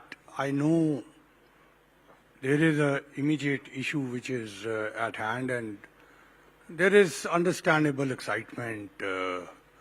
But international relations between countries have always been complicated and complex. It's a different era. The crisis will be different. So, coming to this part, I would say that, look, strategic autonomy is not a concept in vacuum. It's connected, one, in the environment which you live in, which has regional dimension and it has international dimension. And at some stage we can go into it, I know. Secondly, the capability and the capacity. And that has, again, many dimensions. That has an economic dimension, that has a defense dimension, that will have many other aspects also, again, on which we can go into. So that part also plays a significant role. And finally, if I may say, in both these, we always develop partnerships. And that's where strategic autonomy, it doesn't mean that, look, the non-alignment of Cold War was a different era. Today, things have moved. And every day we see the relationships move. So there are challenges. No doubt, strategic autonomy gives you the flexibility of having relations on specific issues. It doesn't mean that you go in for an alignment with X or Y. And once we go into details, I will certainly get into it. Okay. But let me give an opportunity to my let's open up the floor. Mr. Sibal, Israel wants us to be part of the hexagon, though exact shape and who should be on it has not been enunciated upon by Prime Minister Netanyahu. He definitely has expectations of New Delhi. On the other side, we have deep and entrenched strategic interests in Iran, as you know. And some would say that Iran belongs to a certain other bloc. You could say in the background is China, Russia. We also have ties with China, Russia. How do we now navigate as we go forward with this Gulf War? And there are going to be implications for us, economic implications. There are strategic implications. What do? We keep sort of playing this game where we somehow slither between the two blocks, or do we have to now make up our minds? No, I think we've made up our mind that we're not going to join any bloc, and this is part of our traditional diplomacy right from the time of our independence. Non-alignment was a product of the Cold War, but the spirit behind non-alignment remains. And since we are targeted always about being non-aligned and to choose sides, therefore the vocabulary has changed. Now, therefore, we talk about multi-alignment or of strategic autonomy. But basically, it's the same thing, that we keep the independence of our, we retain the independence of our foreign policy as much as we can. No country is fully independent, but nevertheless, whatever margin of maneuver we have, we will maintain it and not choose side needlessly and make our strategic interests become a part of the strategic interests of other countries where we actually differ, where our national interests do not demand us to align ourselves. So that is the meaning of the strategic autonomy. And we will continue to maintain that. Now you said whether we can do this in the context of what is happening, with constant pressure to choose sides and this and that and that. And it's not just pressure, Mr. Sibal.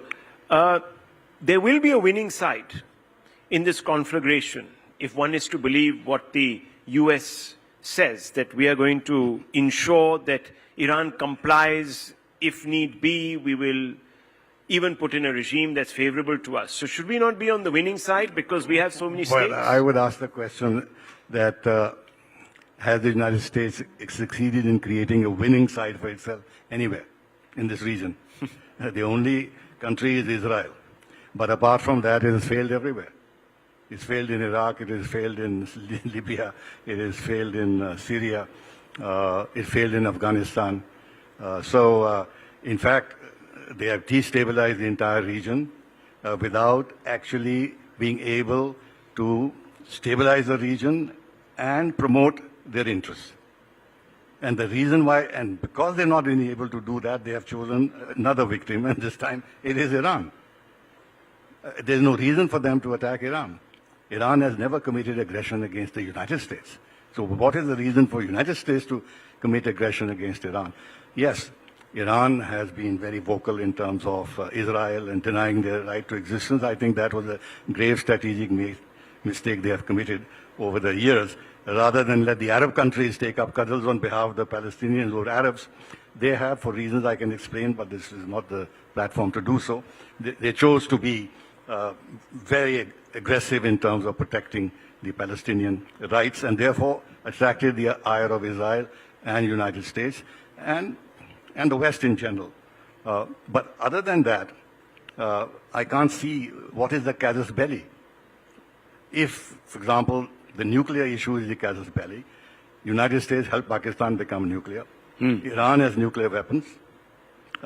North Korea walked out of the NPT. Nothing has been done about it. United States has walked out of all disarmament agreements. They are now saying they're going to test again.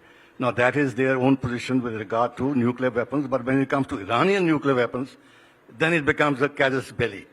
Now, in 2015, when they had the JCPOA, Obama was fully satisfied with the agreement. At that time, I had written, if you see my articles, that Iran has made such compromises with its national sovereignty that no self-respecting country would make. They made it.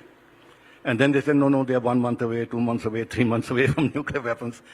11 years have passed, and the same narrative. They're 1 month away, they're 2 months away, even when they formally declare that they don't want nuclear weapons and the IAEA is there. You can always say they cheat.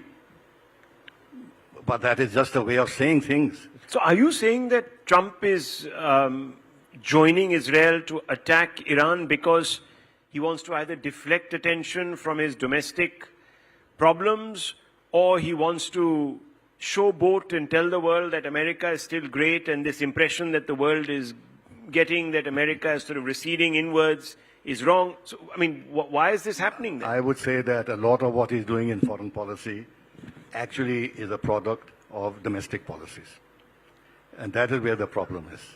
And now that the elections in November are coming up for the House, now there is more concern that if he loses the House, his foreign policy is finished, his domestic policy is finished. And there are the Epstein files. There are a lot of things that are happening inside which actually, and plus, of course, the Israeli lobby and the huge amounts of money that he has got for his own election from the Israeli lobby. That explains why he's doing this. Ruchiraji, let me bring you into this conversation because, again, I'm going to ask you to explain to the gathering here. At UN